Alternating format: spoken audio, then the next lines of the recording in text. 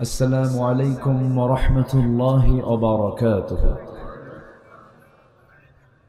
السلام عليكم ورحمة الله وبركاته. إن الحمد لله الأكرم الذي خلق الإنسان وكرم وعلمه من البيان ما لم يعلم،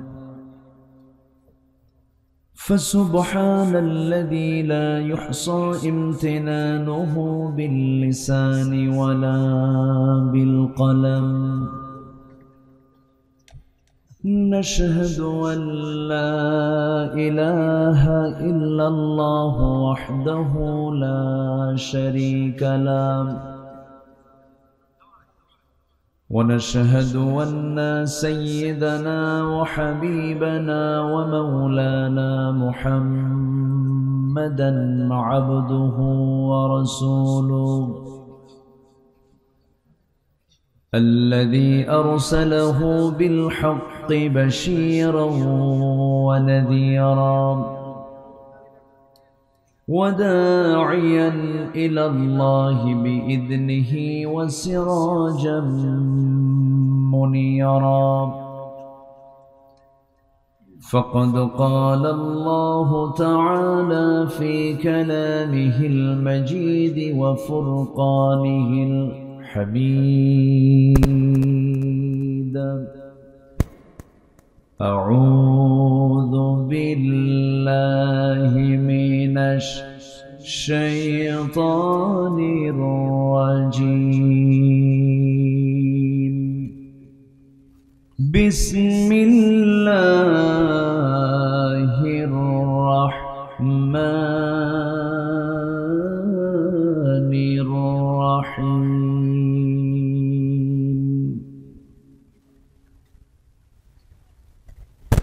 أفمن يعلم أنما أنزل إليك من ربك الحق كمن هو أعمى؟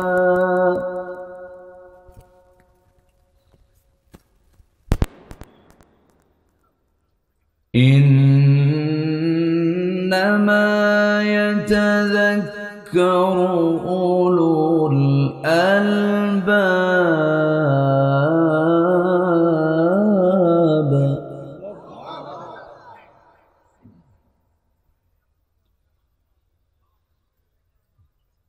الذين يوفون بعهد الله ولا ينقضون الميثاق.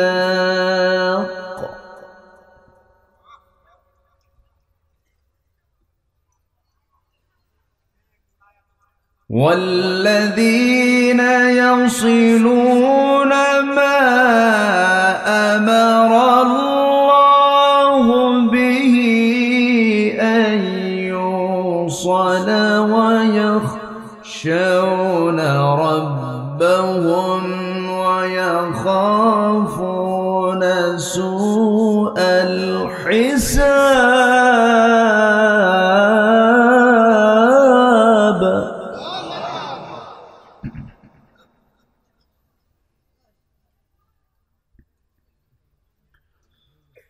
والذين صبروا ابتغاء وجه ربهم وأقاموا الصلاة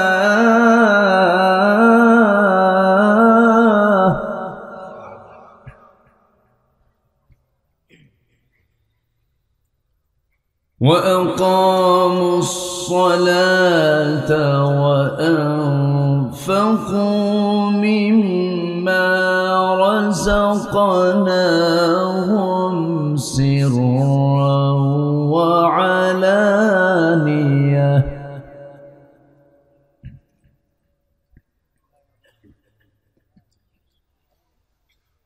ويدرؤون بالحسنة السيئة السيئة أولئك لهم عقبى الدار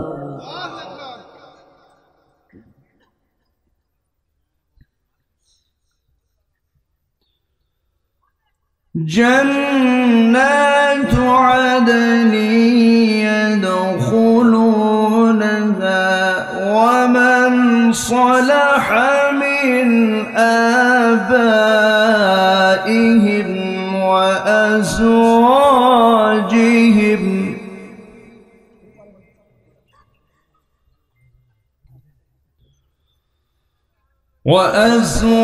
وأزواجهم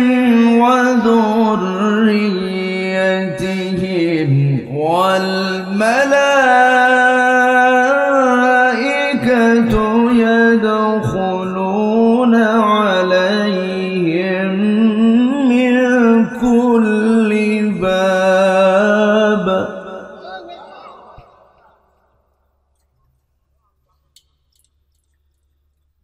سلام عليكم بما صبرتم فنعم عقبى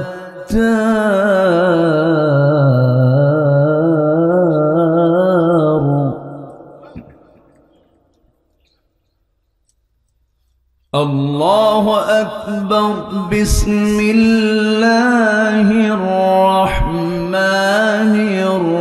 الرحيم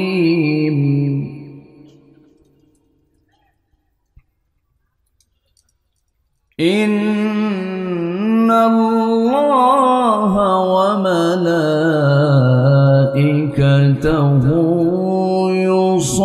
يصلون على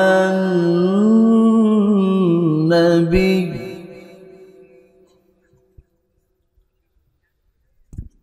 يا أيها الذين آمنوا صلوا عليه وسلموا تسليما اللهم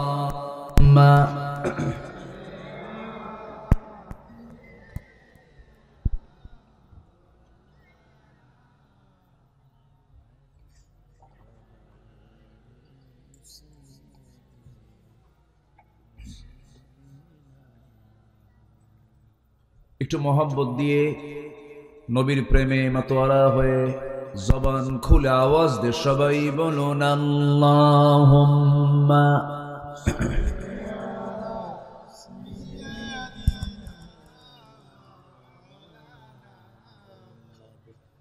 ওয়া আলা আলি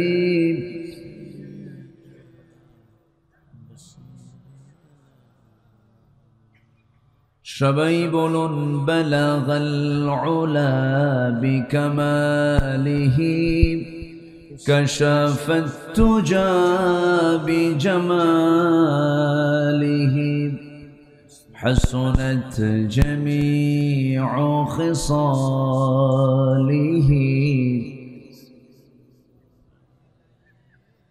আমি কোরআনের সুর মাঝে শুনেছি যে নাম আজানের সুর মাঝেও শুনেছি সে নাম ও নাম শুনেছি আমি আমার হৃদয় হে রাসূল নবীজি তোমায়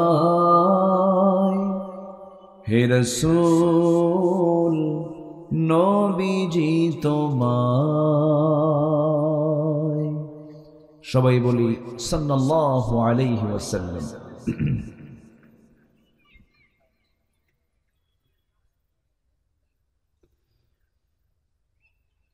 বৃহত্তর খুলনা অঞ্চলের ঝিনাইদহ জেলার মহেশপুর উপজেলার পোড়াদা গ্রামবাসী মাহফিল ইন্তেজামি কমিটি কর্তৃক আয়োজিত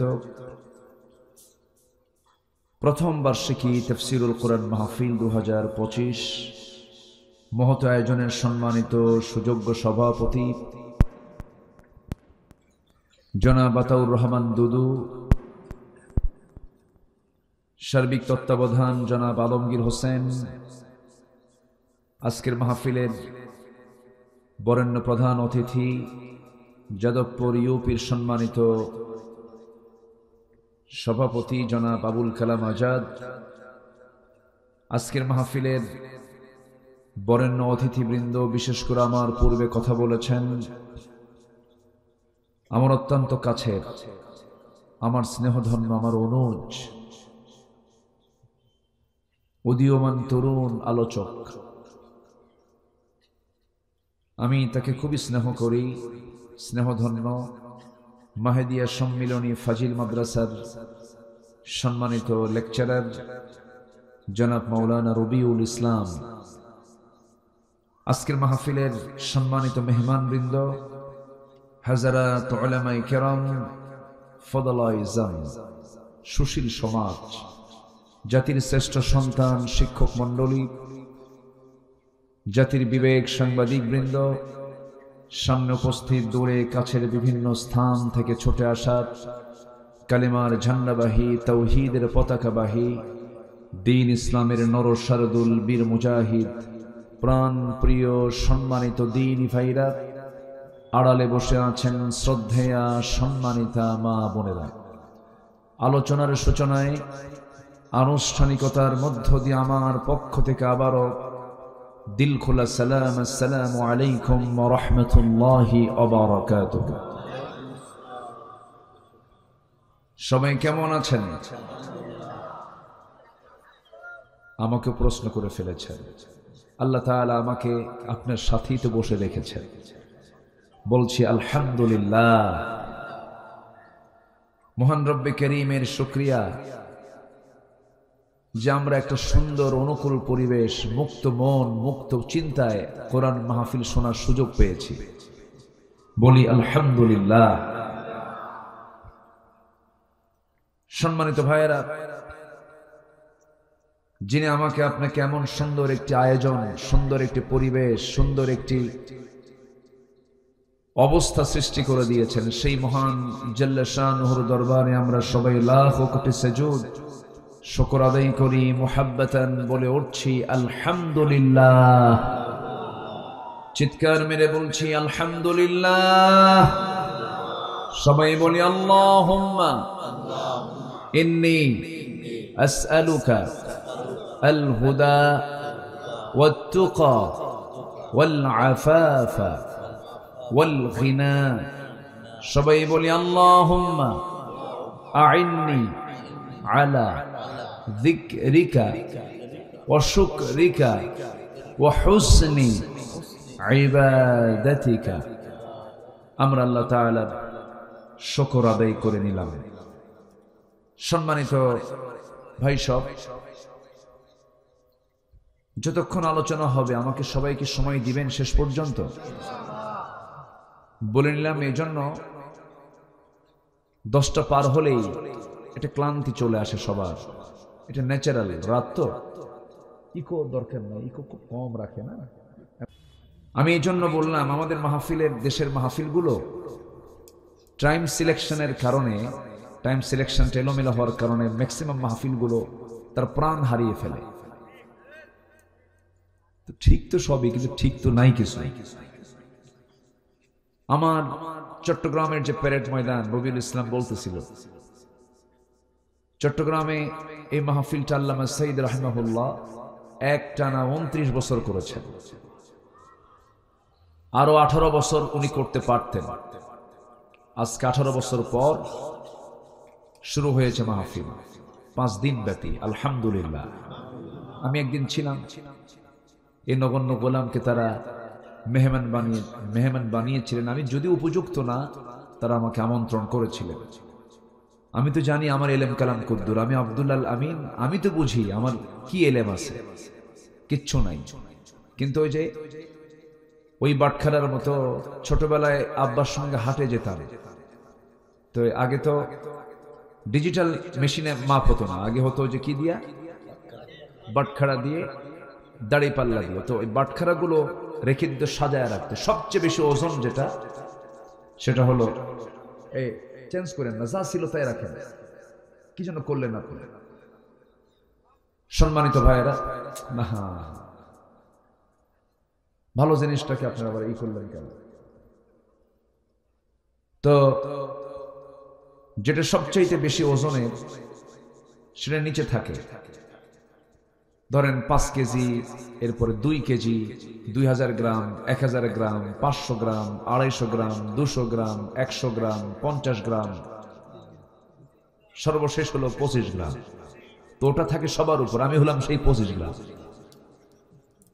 কিন্তু উপরে রাখে তো মানুষ, কিন্তু ওজন নাই, এলেম কেলাম তেমন কিছু নাই, মানুষ উপরে রাখে। তো যাই হোক, ওই মাহফিলটা 10টার মধ্যে মাহফিল শেষ হয়ে যায়। এটা সৌন্দর্য। কেন?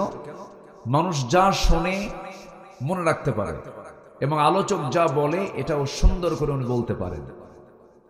কিন্তু আমার দেশের ম্যাক্সিমাম মাহফিলগুলো মূল বক্তা তুলতে সময় লেগে যায় মাত্র 11টা। আজকে তো 1 ঘন্টা আগে উঠতে পারছে, বলি আলহামদুলিল্লাহ।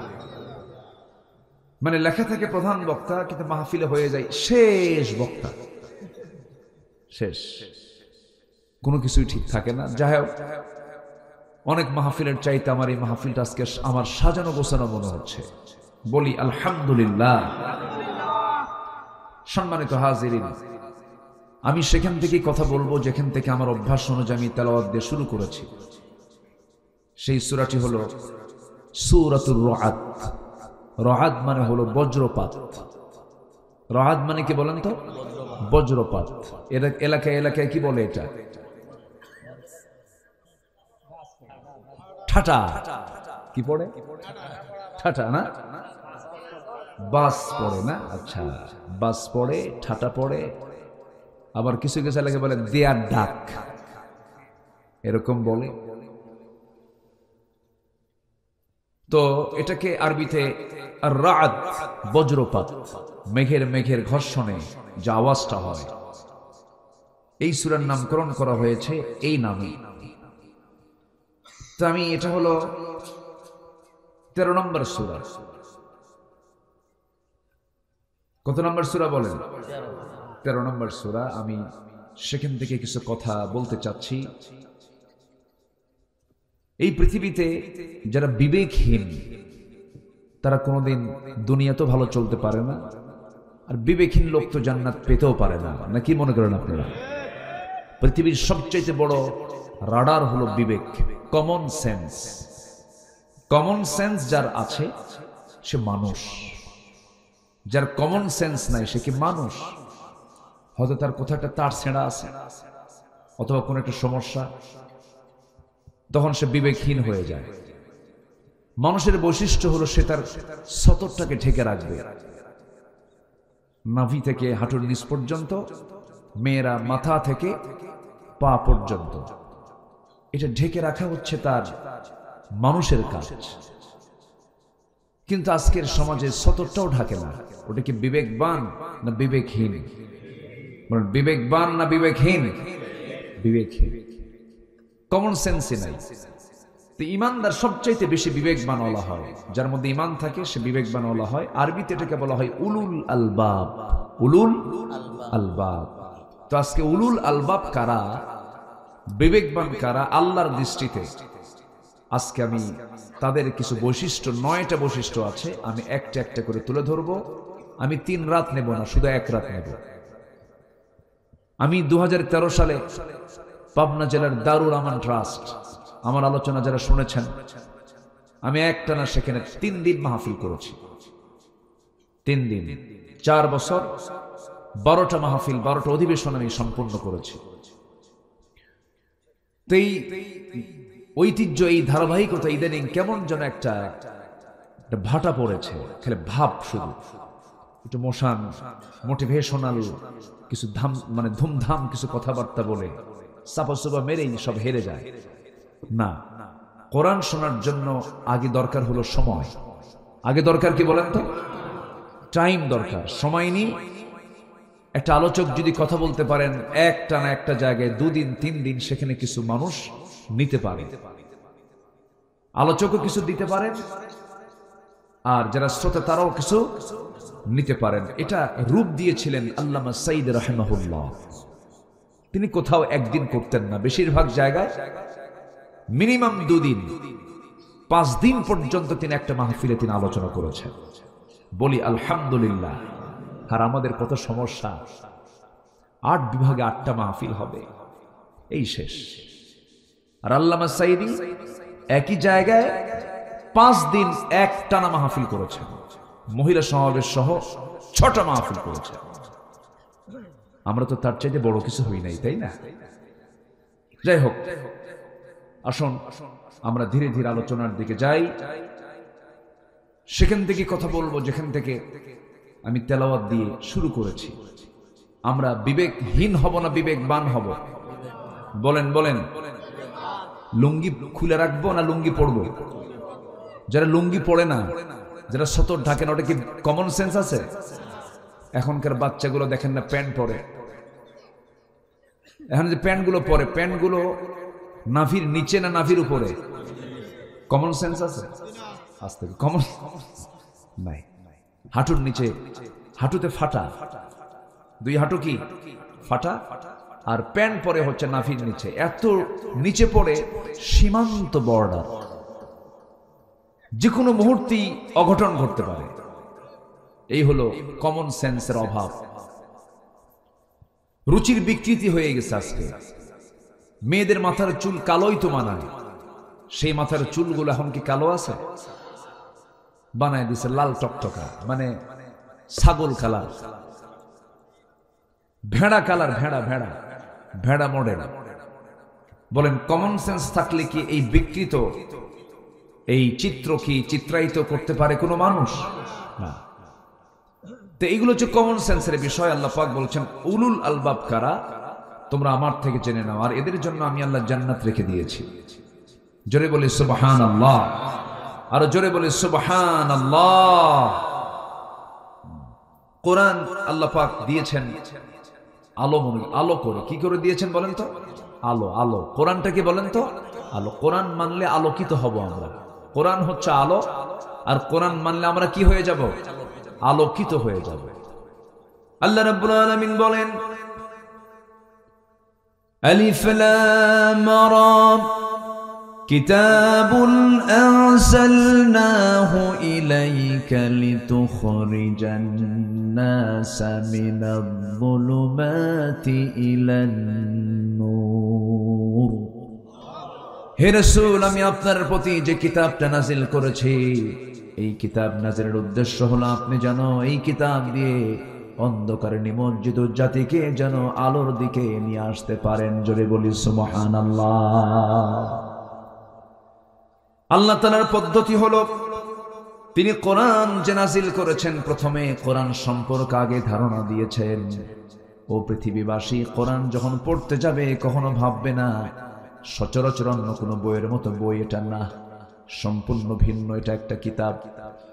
এই সূরার শুরুতে আল্লাহ রাব্বুল আলামিন আগেই কিতাবের ব্যাপারে বলেছেন আলিফ লাম মিম রা তিলকা আয়াতুল কিতাবি ওয়াল্লাযী উনজিলা ইলাইকা মির রাব্বিকাল হক ওয়ালাকিন্না আকসারান নাসি লা ইয়ালামুন।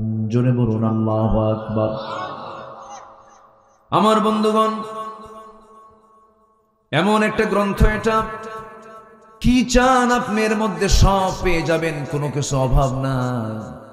পৃথিবীর যত জ্ঞান আছে সমস্ত জ্ঞানের মূল সেন্টার হলো এই কিতাব। এখান থেকে সমস্ত জ্ঞানের বিভাগ, ডিপার্টমেন্ট এসেছে। এটা হচ্ছে মাদার, এটা হচ্ছে বীজ। এটা কি বীজ? এটা হচ্ছে মূল জায়গা। এখান থেকে শাখা প্রশাখা এসেছে। এই যে বিমান তৈরি হয়েছে, সূরা ফিলকে রিসার্চ করে যারা পারেন ঠোঁট মিলিয়ে বলুন আলাম তারা কাইফা ফাআলা রাব্বুকা বিআসহাবিল ফিল। ألم يجعل كيدهم في تضليل وأرسل عليهم طيرا أبابيل আল্লাহর বিমানের নাম কি বলুন? আরো জোরে বলেন। তয়ের মানে হলো বিমান। তয়ের মানে কি? আর তয়ের যেখানে মাতার মানে হলো বিমানবন্দর, মাতার মানে বিমানবন্দর, মাতার। আমার বন্ধুগণ, আবার বোমা হামলা কেমনে করে? সূরা ফিলের মধ্যে আছে তারমিহিম বিহিজারাতিন মিন সিজ্জিল। ওই বিমান থেকে, আবাবিল থেকে, সেখান থেকে দুটা করে বোমা, সিজ্জিল নামক বোমা নিক্ষেপ করা হয়েছিল ওই বাদশা আব্রাহার হস্তি বাহিনীর উপরে, যে আল্লাহর ঘর কাবা ভাঙতে গিয়েছিল। কত আগের কথা, কত আগের ঘটনা। রাসূলকে লক্ষ্য করে বলছেন আলাম তারা কাইফা, আপনি কি লক্ষ্য করেছেন? আপনি কি দেখেন নাই আপনার প্রভু আসহাবুল ফিলদের সঙ্গে কেমন আচরণ করেছেন? আপনি টেনশন করবেন না, সে আল্লাহ আমি আছি, যতই ষড়যন্ত্র করুক না কেন আমি আপনাকে বিজয় দিয়ে দেব। জোরে বলি সুবহানাল্লাহ। সব কিছুর মধ্যে আছে। আমি খুলনায় আসলাম, আমার কাছে একটা লোভনীয় জিনিস মনে হয়, রবিউল ব্যবস্থা করে দিবা। মধু দরকার, মধু। মধু কি দরকার? খুলনা মানে কি বলেন? কিসের জায়গা? খুলনায় কি আছে বলেন? কোন বন? সুন্দরবন। গোটা পৃথিবীর আশ্চর্য যত জিনিস আছে দেখার মতো, সুন্দরবন হলো গোটা পৃথিবীর একটা সুন্দরতম জায়গা। জোরে বলেন সুবহানাল্লাহ। হরিণ আছে, আছে না? বাঘ আছে। হরিণ আছে যেখানে, বাঘ আছে সেখানে। মিস জেনে হয় না এবছর। মধু, মধুটা হচ্ছে আমার আল্লাহ তাআলার স্পেশাল ওষুধ কোম্পানি। সুবহানাল্লাহ বলবেন না? আর এই ওষুধ কোম্পানির ডিপার্টমেন্ট আল্লাহ কোনো মানুষকে দেন নাই, দিয়েছেন হলো একটা ছোট্ট প্রাণী যার মুখে হুল ফুটায়। কি নাম? মৌ মাছি। সব মাছি না, কিন্তু কিছু কিছু মাছি পায়খানা তো পড়ে, ওগুলো না। আমরা হব মৌমাছি। জোরে বলি ইনশাআল্লাহ। আমরা কি মাছি হব? মৌমাছি। আমরা আলু হব না, আমরা হব যে আলু মিষ্টি, শুধু সিদ্ধ করেই খাওয়া যায়, মিষ্টি আলু। আর গোল আলু ও ভর্তাও খায়, তরকারিতেও খায়, কি সব জায়গায় চলে। গোল আলু হওয়া যাবে না, আমরা মিষ্টি আলু হব। মাছি হব না, আমরা মৌমাছি হব। জোরে বলি ইনশাআল্লাহ। মৌমাছিকে আল্লাহ পাক এই ওষুধ কোম্পানির দায়িত্ব দিলেন। ওষুধ ফ্যাক্টরি, কোম্পানি তো না, আল্লাহর তো কোম্পানি না, এটা আনলিমিটেড। দেখেন আমার আল্লাহ আমাকে কত ভালোবাসেন। দেখেন রোগ দিয়েছেন কে? তিনি কি ওষুধ দিতে পারেন না? ওষুধও দিয়েছেন তিনি, ওষুধও তিনি। এমন কোন রোগ নাই যে রোগের ওষুধ নাই। আল্লাহু আকবার বলেন। যদি মানুষ এই ওষুধগুলোকে নষ্ট না করতো, কোন ওষুধ লাগতো না তো। আমার বন্ধুগণ, প্রসঙ্গ যখন চলে এলো একটু মনোযোগ সহকারে সবাই শুনুন। মৌমাছি আল্লাহ রাব্বুল আলামিন এর মধ্যে 114 সূরা দিয়েছেন। 114 সূরা দিয়েছেন। 114 সূরার মধ্যে অন্যতম একটা সূরা হলো সূরাতুন নাহাল, মৌমাছি। তাহলে একটা প্রাণীর নামে সূরা মানে কি? অবশ্যই এই প্রাণীর কিছু রহস্য আছে। আচ্ছা, আমার আলোচনায় কি কষ্ট হচ্ছে নাকি আপনাদের? অনেকে আবার গরম কিছু শুনতে আসে, হুজুর একটু হাসিনাকে গালি দেন। সে তো চলেই গেছে, ওরে নিয়ে এত কথা বলার দরকার আছে না? কিছু কিছু জায়গায় এসে খালি গরম, জিহাদি আসেন, এরকম আসেন, এত বলার দরকার নাই তো। আমরা এতটুকু শুধু বলি, যারা এগুলো করেছেন অপকর্মগুলো, আলেমদেরকে যারা মেরেছেন, জেল খাটিয়েছেন, তওবা করে ফিরে আসেন, আমরা মাফ করে দেব। কিন্তু ষড়যন্ত্র করবেন, হুল ফুটায় দেব কিন্তু। এখন সুযোগ আমাদের। ওরা এতদিন তালিকা করেছে, এখন আমাদের তালিকা করার সময় এসেছে। আমরা আপনাদের চরিত্র নিয়ে চলি না, আমাদের দিল এত ছোট না। আমার নবীজি মক্কা বিজয়ের দিন তিনি বললেন, সবাইকে মাফ করলাম, 17 জন মাফ হবে না। এর মধ্যে একজন হলো ইকরামা ইবনে আবু জেহেল।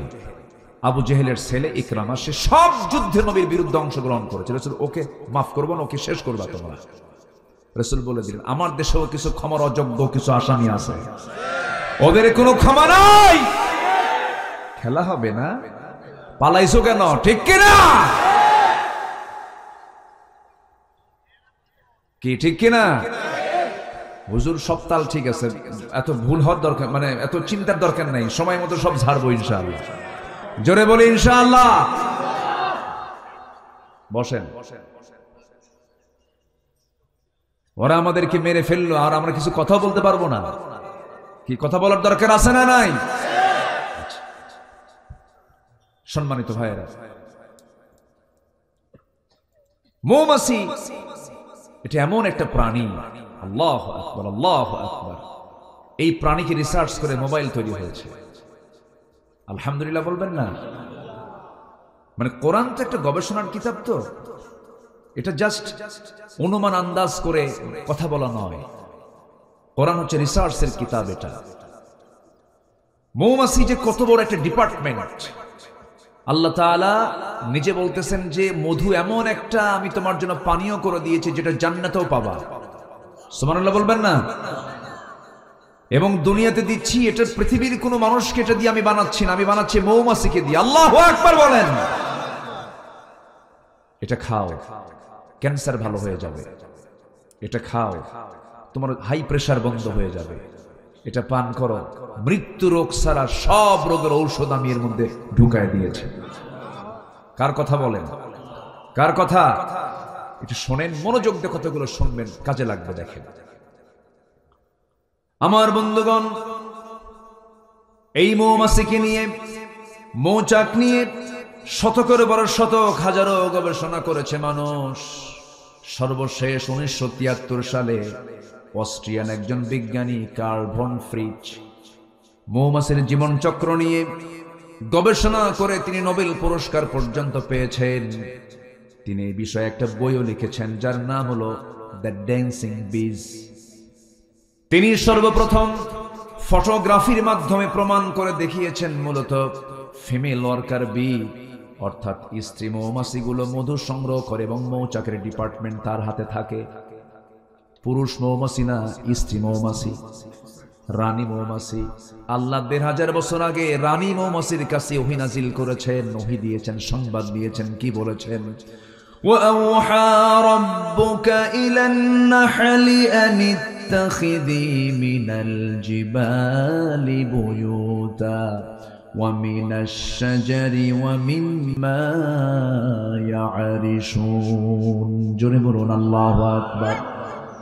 এখানে যারা আলেম ওলামা আছেন, আনিত্তাখিদি মুয়ান্নাসের সিগা, পুরুষ মৌমাছিকে মহান রব্বুল আলামিন ওহী দেন নাই, বলছেন হে মৌচাকের রানী মৌমাছি, তুমি পাহাড়ে গাছের ডালে সুন্দর করে মৌচাক বানাও, ঘর বানাও, সেখানে মধু সংগ্রহ করো। জোরে বলি সুবহানাল্লাহ। এক। দুই হলো, ওই বিজ্ঞানী প্রমাণ করেছেন যখন কোন কর্মী মৌমাছি নতুন ফুলের বাগান বা উদ্যান খোঁজে, সেই সময় স্বর্ণ মৌমাছির সঠিক পথের দিক নির্দেশনা দিয়ে দেয়। এই নাচের নাম দিয়েছেন ওয়াগাল ড্যান্স, যা পৃথিবী জুড়ে সাড়া ফেলে। অথচ এই তথ্য কোরআনের কাছে অনেক পুরাতন, কোরআন অনেক আগেই বলে দিয়েছে।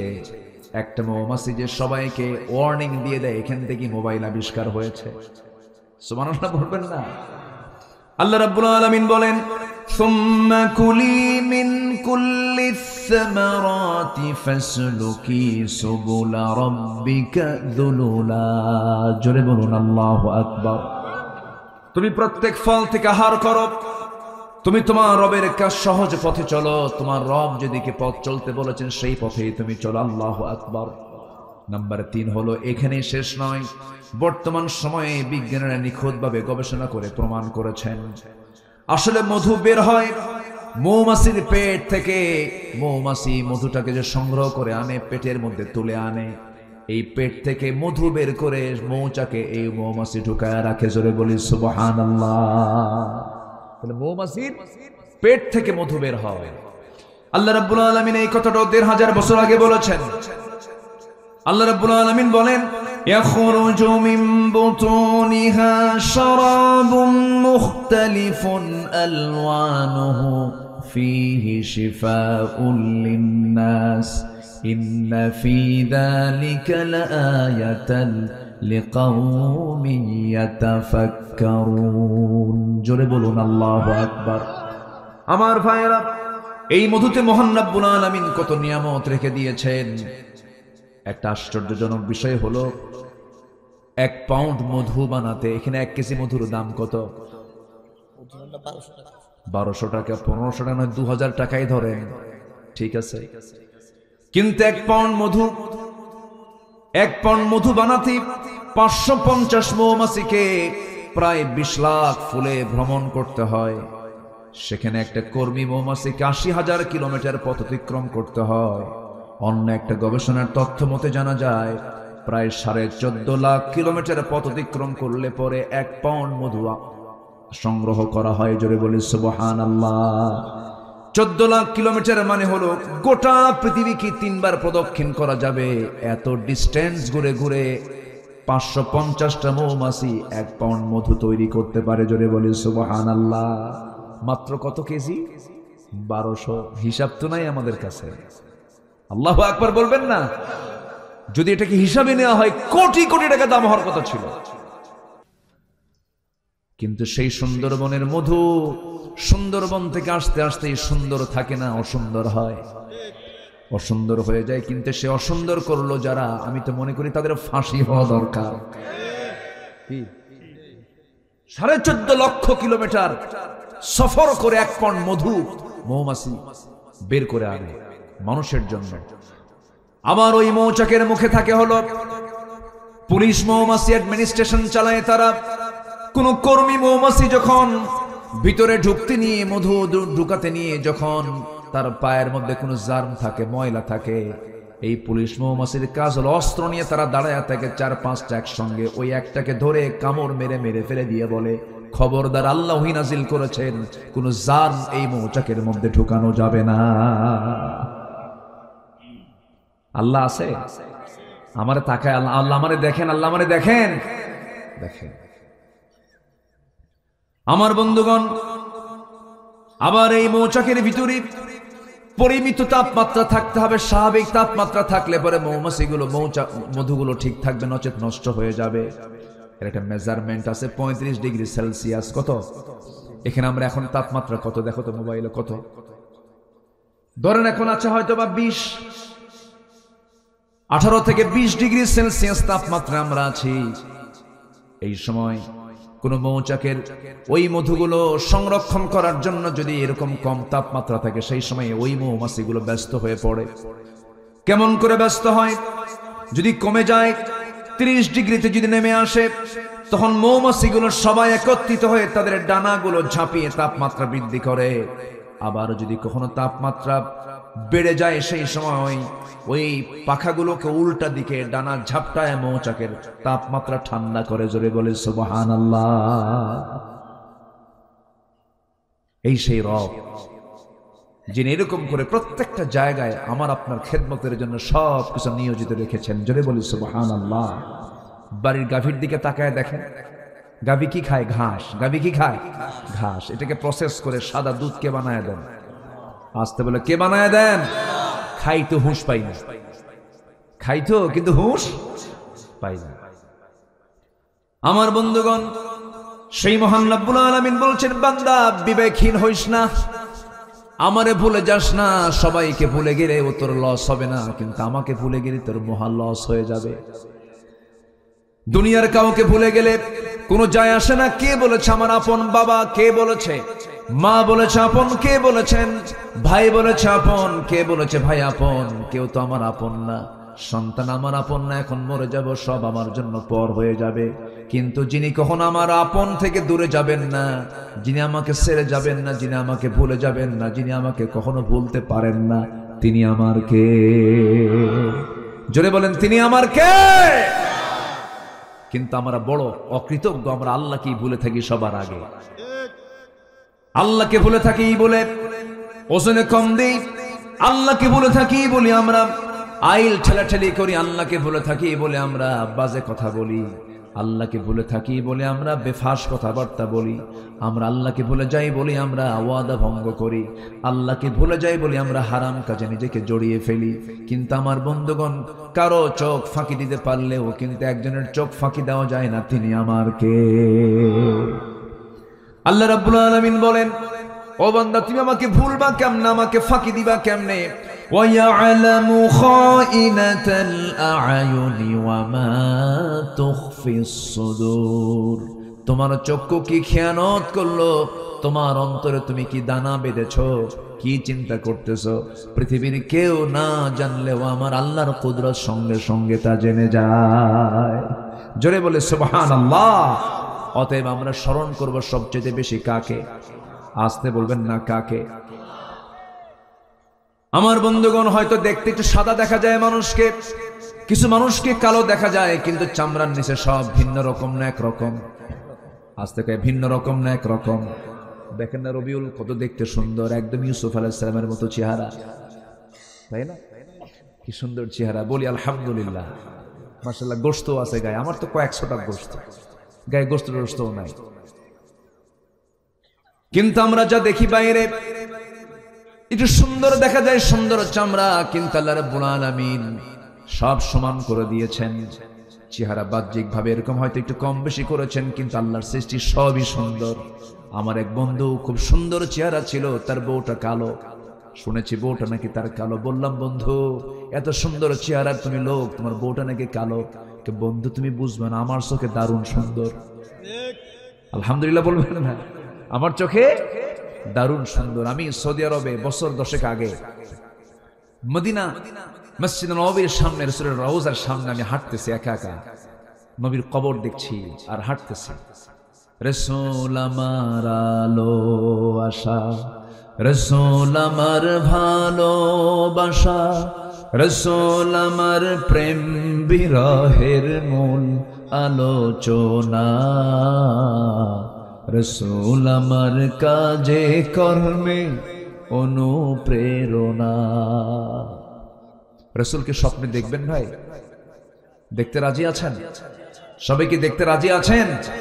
অবশ্যই দেখবেন, অবশ্যই দেখবেন। একটু ভাবতে হবে, একটু কি করতে হবে? ভাবতে হবে। ভাবলেই দেখা যায়, ভাবলেই দেখা যায়, দরুদ পড়লেই দেখা যায়।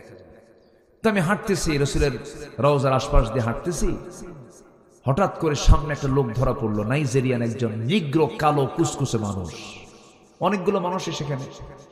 তো আমি লম্বায় প্রায় 71 ইঞ্চি আমি লম্বা, মানে 5 ফুট 11 ইঞ্চি আমার ওজন, মানে হাইট।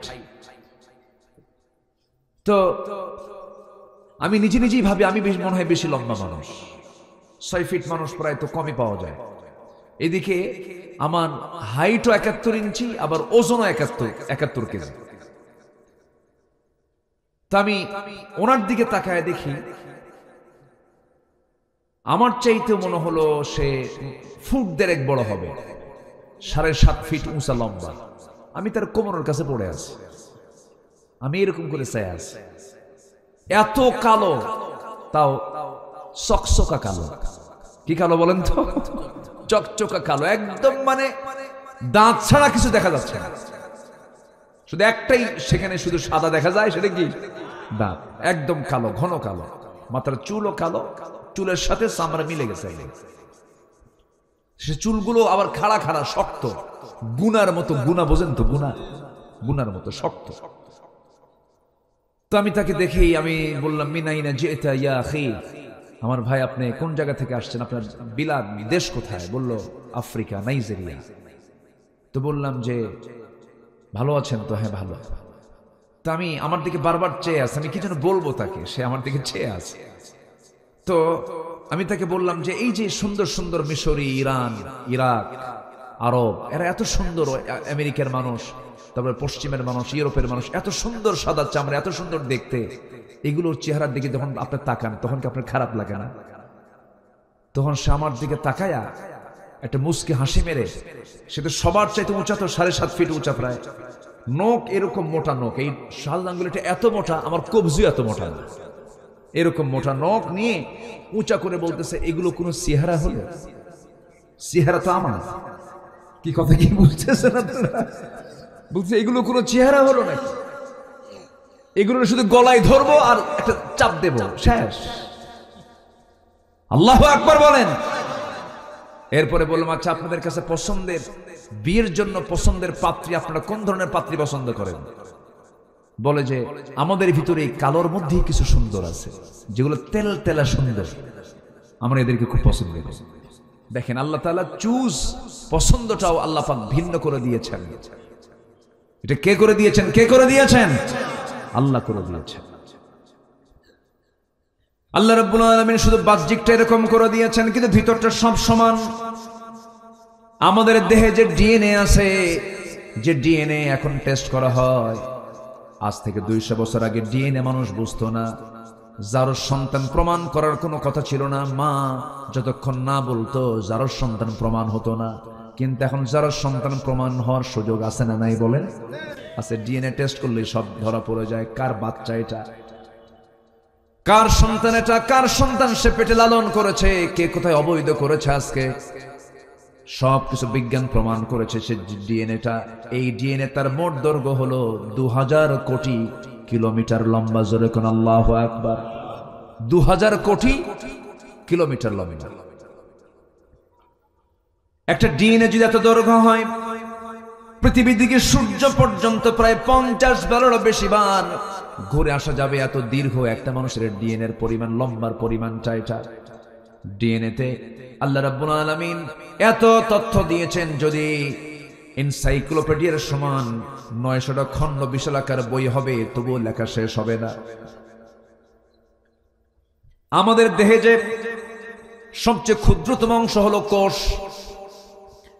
এই কোষের সংখ্যা হলো 37.2 ট্রিলিয়ন। কেউ তো আল্লাহু আকবার বললেন না। মানব দেহ কোষের সংখ্যা হলো 37.2 ট্রিলিয়ন একটা মানুষের। সেন্সরি রিসেপ্টর আছে হলো 110 মিলিয়ন। লোহিত রক্তকণিকা আরবিসি আছে হলো 30 ট্রিলিয়ন। শুধুমাত্র মস্তিষ্কের নিউরন সংখ্যা হলো 100 বিলিয়ন। আল্লাহু আকবার বলেন। কয় মানুষের কথা বলতেছে? এক মানুষ। শুধু চামড়ার নিচের অংশ, কিন্তু এগুলো চামড়ার নিচের অংশ। অসমান না সমান? সমান। মানুষের দেহে যে রক্ত আছে, এই রক্তের আবার ভেসেল আছে, এর ব্লাড ভেসেল আছে। সেই ব্লাড ভেসেলটা হলো 42 বিলিয়ন, যা 97,000 কিলোমিটার লম্বা। মাত্র 3 হাত 3 ফিট তার দিয়া ইয়ারফোন, সেই ইয়ারফোনের তারের ইয়ারফোন যদি পকেটে রেখে দেন, কিছুক্ষণ পর কয়েকটা প্যাঁচ লাগে। অথচ আল্লাহ রাব্বুল আলামিন একটা দেহের মধ্যে 97,000 কিলোমিটার লম্বা ব্লাড ভেসেল রেখে দিয়েছেন। কোনদিন সেই ভেসেলের মধ্যে কোনো প্যাঁচ লাগলো না। জোরে বলি সুবহানাল্লাহ। কে করেছেন? আসতে বলবেন না, কে করেছেন বলেন? আল্লাহ করেছেন। আল্লাহ বলছেন, আমাকে চেনার জন্য বান্দা কমন সেন্স নিয়ে আসো, বিবেকহীন হইও না। তোমার মাথা থেকে পা পর্যন্ত তুমি দেখো, কারো অবদান এখানে চুল পরিমাণ নাই, সম্পূর্ণ অবদান একমাত্র তিনি কে? আল্লাহ বলছেন, বান্দারে তুমি বিবেকবান হও। বিবেকবানের কিছু বৈশিষ্ট্য আমি তোমাকে শেখায় দিচ্ছি, বান্দা শুনে রাখো। আল্লাহ রাব্বুল আলামিন সুন্দর করে বলছেন, কি সুন্দর করে তিনি জানাচ্ছেন। আল্লাহ রাব্বুল আলামিন বলছেন, أفمن يعلم أنما أنزل إليك من ربك الحق كمن هو أعمى إنما يتذكر أولو الألباب। জোরে বলুন আল্লাহু আকবার। উলুল আলবাব কারা? নাম্বার 1 হলো الذين يوفون بعهد الله ولا ينقضون الميثاق। নাম্বার 1 হলো বিবেকবান মানুষ তারাই যারা কখনো ওয়াদা ভঙ্গ করে না। কি ভঙ্গ করে না বলেন? 1 নাম্বার ওয়াদা আমরা করেছি কার কাছে? আজ ধরুন কার কাছে? দুনিয়াতে না, রূহের জগতে। বলেন কোথায় কোথায় কোথায়? মনে আছে আপনাদের? মনে আছে? কই মনে আছে আপনাদের? কি ঘুমাচ্ছেন নাকি আপনারা? মনে আছে? মনে নাই? মনে নাই তো। রূহের জগতে আপনি যে বলছেন, হ্যাঁ তুমি আমার রব, মনে আছে আপনাদের? মনে তো নাই, আবার হ্যাঁ করেন কেন? মনে নাই তো। মনে আছে তোমার? আচ্ছা, আমারও তো মনে নেই। এই যে মার দুধ খাইছেন, মনে আছে কারো? মনে আছে? কেমনে মনে থাকবে? 2 বছরে মনে থাকে? আচ্ছা, মার পেটে 10 মাস ছিলাম, মনে আছে কার কার? হাত তোলেন। ওই যে তুলছে একজন, মার পেটে ছিল, হাত তুলছে, মনে আছে? আচ্ছা, মার পেটে 10 মাস ছিলাম, মনে নাই। দুধ পান করেছি 2 বছর, হাওলাইনি কামিলাইন, তাও মনে নাই। কিন্তু আমি বিশ্বাস করি কি বিশ্বাস করি না বলেন? বিশ্বাস করেছি, কারণ মা বলেছেন, বাজান তোকে আমি 2 বছর দুধ খাওয়াইছি রে, তুই আমার পেটের মধ্যে ছিলি 10 মাস, লাথি মেরেছিস। 9 মাসে প্রত্যেকটা শিশু মার কলেজায় লাথি মারে 4500 থেকে 5000 বার। আল্লাহু আকবার বলবেন না? এই মার এই অবদান কেউ অস্বীকার করতে পারবেন? কেউ কি পূরণ করতে পারবেন? না। এই তো উঠে যাওয়ার সিলসিলা শুরু হচ্ছে ধীরে ধীরে। কি যাবেন নাকি আপনারা? আমি কিন্তু যেতে দেব না, কেউ যাবেন না, আমরা সবাই থাকবো। জোরে বলি ইনশাআল্লাহ। খুব চাপ থাকলে একটু বলবেন, হাত উঁচু করবেন, হুজুর এই যে সমস্যা, আমি পারতেছি না, শুধু এটা বলবেন, কিন্তু কেউ যাবেন না। আমি মাহফিলে এসে আমি খুবই আনন্দিত, আপনাদের মাহফিলে এসে আমি খুবই আনন্দিত। এত সুন্দর ভদ্র শ্রোতা আপনারা, বলি আলহামদুলিল্লাহ। এটা কি জনসভা না ইবাদতের জায়গা? বলেন বলেন, কিসের জায়গা এটা? ইবাদতের জায়গা। ইবাদত মনে করে থাকবেন, তাহলে সওয়াব পাবেন, অগণিত সওয়াব, অগণিত অগণিত অগণিত। আল্লাহু আকবার বলেন। এগুলো বুঝবো মরার পরে। বসেন। আমার বন্ধুগণ, সেই মার পেটের ভিতরে আমি ছিলাম, লাথি মেরেছি, মার পেটে গিয়ে মার কলেজায় গিয়ে আঘাত লেগেছে। আল্লাহ পাক বলেন, প্রত্যেকটা মাকে আমি আল্লাহ মুজাহিদের সমান সব তার আমলনামায় লিখে দেই। আল্লাহ সব ক্ষেত্রে উদার। কিন্তু দুঃখজনক হলো, সত্য মার প্রসঙ্গ যখন চলে এলো, আল্লাহ রাব্বুল আলামিন জাহান্নামের মধ্যে আবার দাগি দাগে আসামিকে গর্তের মধ্যে ঢুকাবেন। গর্তগুলো ভয়ঙ্কর গর্ত, গাই নামক গর্ত আছে, ওয়াইল নামক গর্ত আছে। তার মধ্যে একটা শ্রেণী হলো যারা দুনিয়ার জিন্দেগিতে বাপ মাকে যারা ভাত দেয় না, বাপ মার সঙ্গে যারা ভালো আচরণ করে না, বাপ মাকে যারা সময় দেয় না, বাপ মাকে যারা খেদমত করে না, যারা বাপ মার মনে হৃদয়ে কষ্ট দেয়, আল্লাহ বলছেন আমি আল্লাহ তাদেরকে জাহান্নাম শুধু নয় জাহান্নামের গর্তের মধ্যে ঢুকাবো। এমন লোক বুঝি জিনায় দাহে নাই? যাবেন না এই সময়? এই সময় উঠলি ভাববো ওর বাপ মাকে দেখতে পারবে না। বসেন। কি বাপ মাকে দেখতে? আচ্ছা বলেন তো, মা বড় না বউ বড়? ভালো করে চিন্তা করে কবেন, বইয়ের দিকে আগে মনে করবেন, এরপরে কবেন। ভালো করে বলেন, মা বড় না বউ বড়? মাহফিলে মা বড়, বাড়িতে বউ বড়? হ্যাঁ, আমার বন্ধুগণ, লেগেছে গন্ডগোল, হয়তো ভুল বোঝাবুঝি হয়েছে প্রায়। কিন্তু প্রত্যেকটা সংসার আমার দেশে দেখা যায় শাশুড়ির সঙ্গে ছেলে বউয়ের যুদ্ধ লাগে। লাগে না? লাগে না? যুদ্ধ লাগে। এই যুদ্ধ মিটাবে কে বলেন? আল্লাহ। আল্লাহর কথা কইছে। এই দ্বন্দ্বের সমাধান তো অবশ্যই করতে হবে। অনেক সময় লাঠি দিয়া পিটায় বউকে সোজা করেন না, না, আবার মাকে ধমক দেন, তাও করা যাবে না। এগুলো ঠিক না কখনো। মার সামনে বউকে ছোট করবেন না, আবার বউয়ের সামনে মাকে ছোট করবেন না। মাকে মার জায়গায় নিয়ে চলে যাবেন, আবার বউকে বউয়ের জায়গায় সেপারেশন করে সুন্দর করে বুঝায়া বলবেন। মাকে বলবেন সুন্দর করে, মা আমার এটা তোমার একমাত্র ছেলে বউ, তোমার মেয়েকে তুমি বিয়ে দিয়েছ, অন্যের ঘরে চলে গেছে, তুমি তাকে নিজের মেয়ের মতো মনে করো। আবার বউটাকে বলবেন, আমার বউ, মা তো বুড়ি হয়ে গেছে, কয়েকদিন পর মরেই যাবে, আমি তার পেটে ছিলাম, তোমার কত প্রাণপ্রিয় স্বামী আমি, দয়া করে আমার মার সঙ্গে তুমি খারাপ আচরণ করতে যেও না। সে খুশি হলে আমি খুশি হব, সে খুশি হলে আমার আল্লাহ খুশি হয়ে যাবেন। সুন্দর করে বুঝাবেন। কিন্তু মার চোখের সামনে বউকে ছোট করবেন না, আবার বউয়ের চোখের সামনে মাকে ছোট করা যাবে না। ব্যালেন্স করতে হবে। আমার ভাইয়েরা, এমনও সন্তান বাংলার জমিনে আছে, সন্তান হয়ে মাকে থাপড়ায়, সন্তান হয়ে বাবাকে থাপড়ায়, লাঠি দিয়ে পিটায়। এমনকি এমন প্রচন্ড সন্তানও আছে, নরাধম আছে, নিজের সন্তান হয়ে বাপকে খুন করে সম্পত্তির নেশায়। আছে না নাই? ওর জন্য সোজা জাহান্নাম না জান্নাত? সোজা কোথায়? জাহান্নাম। আমার বন্ধুগণ, এই দুনিয়াতে আমি এসেছি ফরজ লঙ্ঘিত কোনো গুনাহ আমার জীবনে বাস্তবায়ন করা যাবে না। ফরজ লঙ্ঘিত কোনো গুনাহ করলে পরে তার জন্য জাহান্নাম বরাদ্দ হয়ে যাবে। বাপ মার সঙ্গে খারাপ আচরণ করা একটা ফরজ লঙ্ঘিত গুনাহ। এই গুনাহ থেকে আল্লাহ পাক আমাদেরকে দূরে রাখুন। জোরে বলি আমিন, আরো জোরে আমিন। কোনো হত্যার কাছে যাওয়া যাবে না, কোনো খুনের কাছে যাওয়া যাবে না, এটা ক্ষমার অযোগ্য গুনাহ। আল্লাহ পাক এগুলোকে ক্ষমা করবেন না। আল্লাহ পাক তাকে জাহান্নাম দিবেন উপর করে। আল্লাহ পাক ওই খুনিকে কখনো মাফ করবেন না যতক্ষণ না ওই খুনিটার ব্যক্তি যতক্ষণ না তাকে মাফ করে দিয়েছে, তার আত্মীয়স্বজন মাফ করে দিয়েছে। সূরা কিসাস, সূরা আয়াতুল কিসাস আপনারা দেখেন, কুতিবা আলাইকুমুল কিসাস, কুতিবা আলাইকুমুল কিসাসের আয়াতের ভিতরে বিস্তারিত বলেছেন লাকুম ফিল কিসাসি হায়াতুন ইয়া উলিল আলবাব। আমার বন্ধুগণ, বান্দার হক নষ্ট করবে যে বান্দার কাছ থেকে মাফ না চাওয়া পর্যন্ত, মাফ পাওয়া না পর্যন্ত আল্লাহ সেই বান্দাকে কখনো মাফ করবেন না। আমার ভাইয়েরা, আমরা আল্লাহর কাছ থেকে ওয়াদা করে এসেছি, হ্যাঁ তুমি আমার রব। আলাস্তু বিরাব্বিকুম ক্বালু বালা।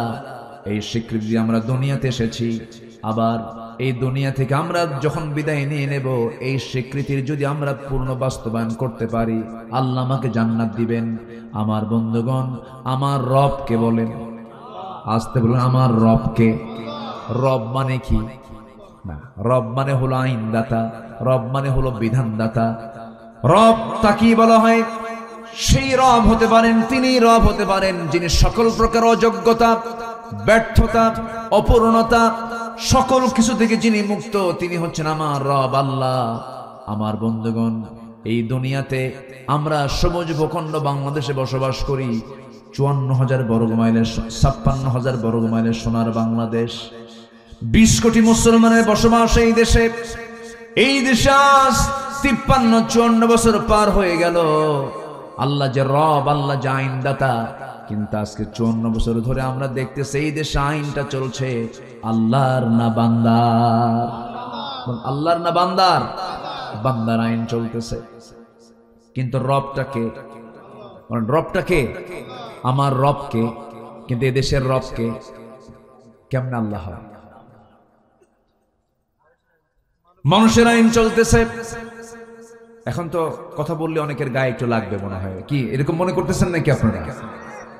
আমার বন্ধুগণ, এই 53-54 বছর আমরা দেখতে পেলাম, যারা এই ক্ষমতার মঞ্চে ছিলেন, যারা এই ক্ষমতার মসনদে বসা ছিলেন, সবার নামের আগে মোহাম্মদ লাগানো ছিল। সবাই মুসলিম পরিবারের মানুষ ছিলেন, কিন্তু 53-54 বছরে অন্তত নামাজের আইনটা পর্যন্ত বাংলার জমিনে কায়েম হয় নাই। এর ফলাফল হলো আজকে বাংলাদেশের মুসলমান মাত্র 5% নামাজি। কয় পার্সেন্ট বলেন? আর 50 লক্ষ মানুষ আজকে মাদকাসক্ত, মাদকের সঙ্গে জড়িত। 50 লক্ষ মানুষ যদি মাদকের সঙ্গে সম্পৃক্ত থাকে, যে মদ খায়, যে নেশা করে, তার বাপ আছে, তার মা আছে, তার ভাই আছে। একটা পরিবারকে জাহান্নাম বানানোর জন্য একটা মাদক সেবী যথেষ্ট। আজকে এত বড় ক্ষতি হয়ে যাচ্ছে, এত বড় ক্ষতির মধ্যে এই জাতি পড়ে গেছে, নামাজ নাই, নেশার জগতে পড়ে গেছে। এই যে চিত্র চিত্রায়িত হয়েছে, কত মন্ত্রী মন্ত্রিত্ব পালন করেছেন, কত রাষ্ট্রপতির দায়িত্ব পালন করেছেন। জাহান্নামে যাবার যতগুলো কারণ আছে, এর মধ্যে 1 নম্বর কারণ হলো নামাজটাকে ছেড়ে দেওয়া। আজ পর্যন্ত জাতিকে নামাজ 5 ওয়াক্ত পড়াতে পারে নাই। সব তো দেখা শেষ করলাম, সব দেখা শেষ করেছে, আমরা আর দেখতে চাই না। কেউ চালিয়েছে 25 বছর, কেউ চালিয়েছে 16 বছর, কেউ চালিয়েছে 9 বছর, মাঝখান দিয়া কেয়ারটেকার গভর্নমেন্টটা কয়েক বছর। সব দেখা শেষ। আগামীর দেশ আমরা দেখতে চাই কোরআনের দেশ। রাজি আছেন কারা কারা? হাত উঁচু করে দেখান মুসলমান।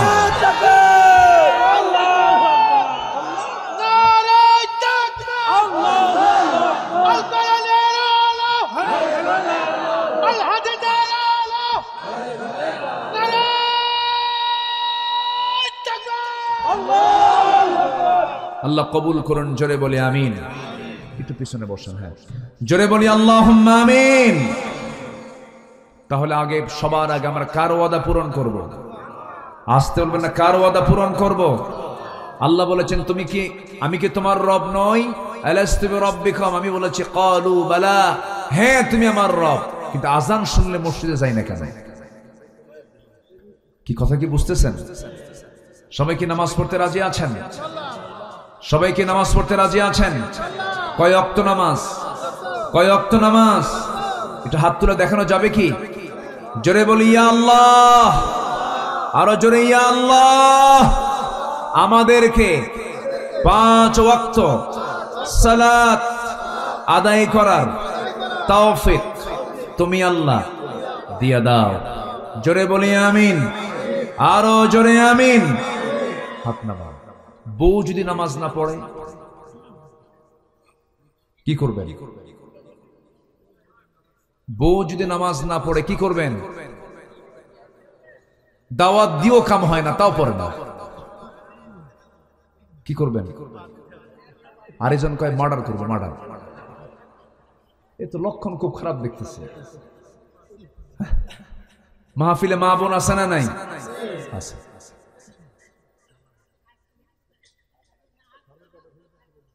ওই যে দেখছেন মুরব্বী ফাইন কথা বলছে, যদি না শোনে একদম বাপের বাড়ি পাঠাই দেবো, যা। সুন্দর কথা। জি চাচা, চাচা চাচি নামাজ পড়ে তো? আপনারটা পড়ে তো নামাজ নাকি? হ্যাঁ, মরে গিয়েছে।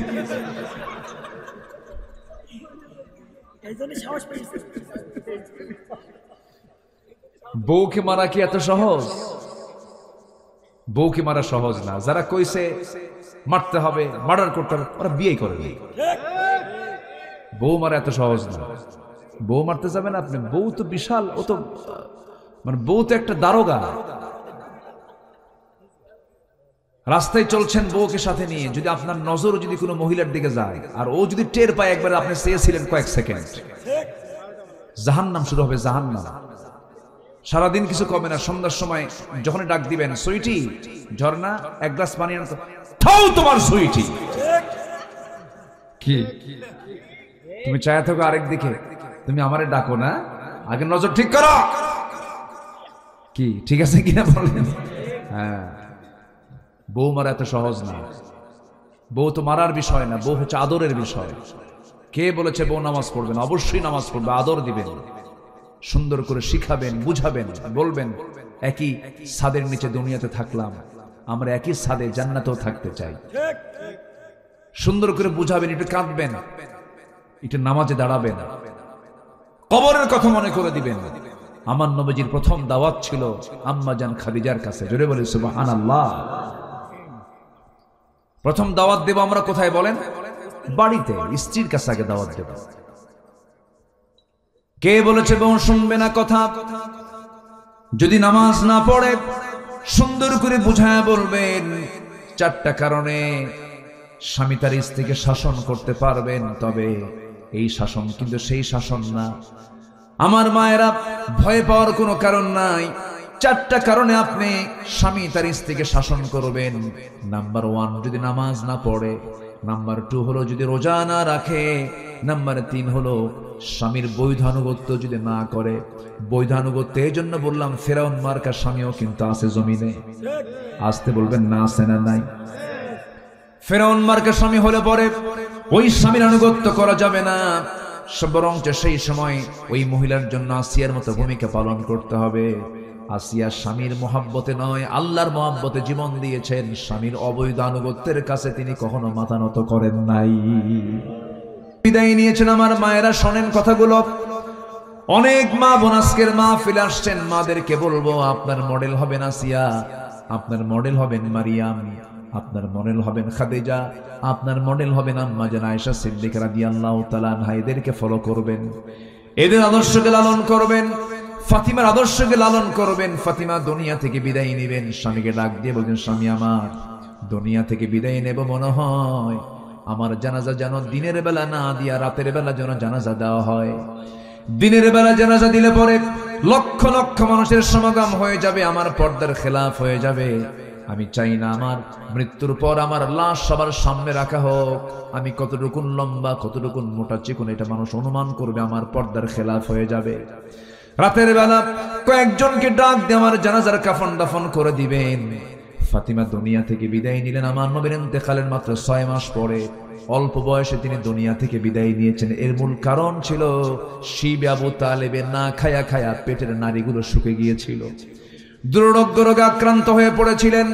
ফাতিমা যখন দুনিয়া থেকে বিদায় নিলেন, আবু যার গেফারি একজন পাগল সাহাবী, নবীর প্রেমের পাগল সাহাবী, নবীর পরিবারের পাগল সাহাবী।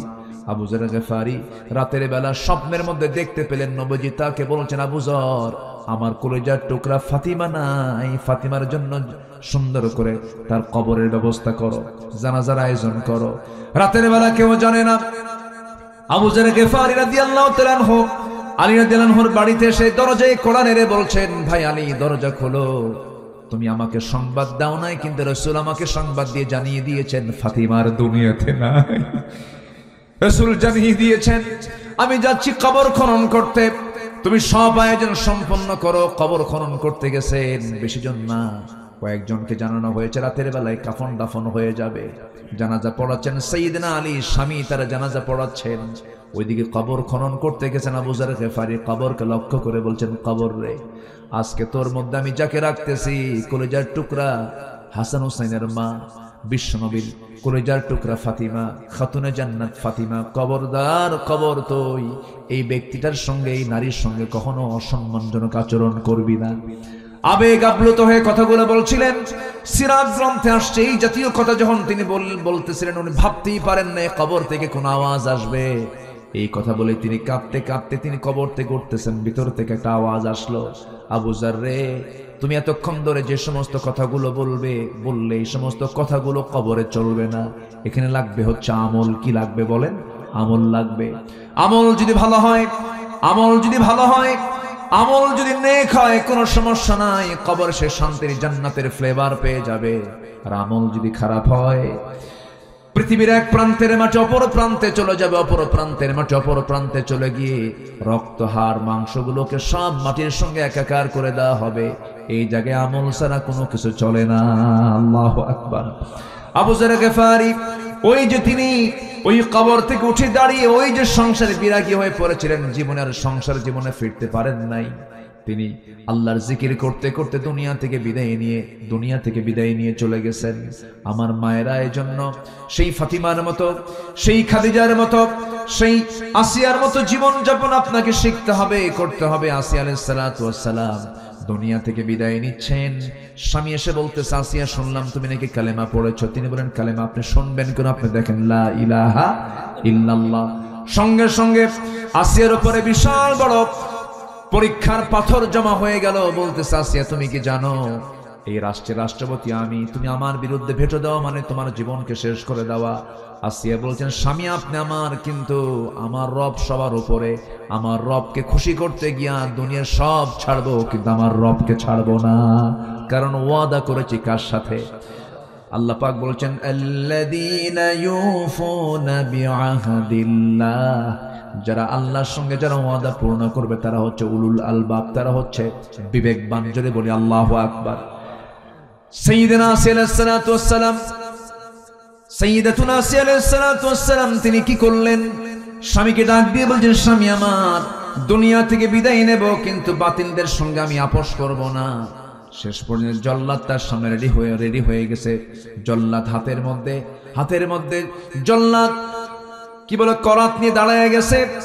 শেষবারের মতো ফেরাউন বলছে, আছে এই যে করাত দিয়ে তোমাকে 2 টুকরা করা হবে, তুমি কি বলবে বলো? আসিয়া বলছেন, আমার স্বামী আপনি আমাকে মৃত্যুর হুমকি দেখাচ্ছেন, আর আল্লাহ তাআলা আমাকে 8টা জান্নাতের দরজা দেখায় দিতেছে। জোরে বলি সুবহানাল্লাহ। সঙ্গে সঙ্গে কি করা হলো? করাত দিয়ে জল্লাদকে সামনে বসায় দেওয়া হলো। এবার করাত তার কপালে ঠেকিয়ে দেওয়া হলো। আসিয়া আলাইহিস সালাতু ওয়াস সালাম কোনো কিছু কি পরোয়া করলেন না, কারণ কার সঙ্গে ওয়াদা করেছেন, কার সঙ্গে ওয়াদা হয়ে গেছে। সঙ্গে সঙ্গে তিনি বলছেন, ও আল্লাহ, মৃত্যুর দুয়ারে আমি দাঁড়িয়েছি, আল্লাহ আমার মৃত্যু হয়ে যাবে মনে হয়। সেই সময় তিনি একটা হৃদয় উজাড় করানোর দোয়া করেছিলেন। সেই দোয়াটা আল্লাহ রাব্বুল আলামিন খুব সুন্দর করে কবুল করে, তিনি হচ্ছেন তাওরাত কিতাবের অনুসারী, তার নবী ছিলেন মূসা আলাইহিস সালাতু ওয়াস সালাম, অথচ সে আসিয়ার দোয়াটা আল্লাহ রাব্বুল আলামিন চয়েস করে শ্রেষ্ঠ কিতাব কোরআনে কারীমের মধ্যে সূরা তাহরিমে কোট করে দিয়েছেন। জোরে বলি সুবহানাল্লাহ। তিনি সেই সময় দোয়া করেছিলেন, মৃত্যুর পূর্বে আবেগ জড়িত কণ্ঠে, আবেগ মাখা কণ্ঠে তিনি একটা দোয়া করেছেন। সেই দোয়াটা হলো, রব্বি বিনিলি ইনদাকা বাইতান ফিল জান্নাতি ওয়া নাজ্জিনি মিন ফিরআউনা ওয়া আমালিহি।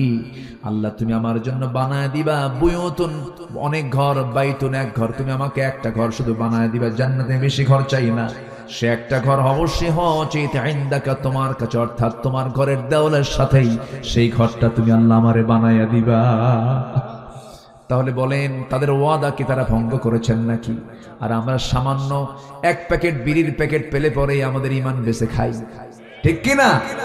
অথচ জান্নাত তিনি পাওয়ার জন্য দুনিয়াকে তিনি তুচ্ছ করে, স্বামীকে মাইনাস করে, সংসারের জীবনকে মাইনাস করে তিনি আল্লাহর সান্নিধ্যে চলে গেলেন। বাতিল শক্তির কাছে মাথা নত করলেন না। এটাই হচ্ছে আল্লাহর সঙ্গে ওয়াদা পূর্ণ করা।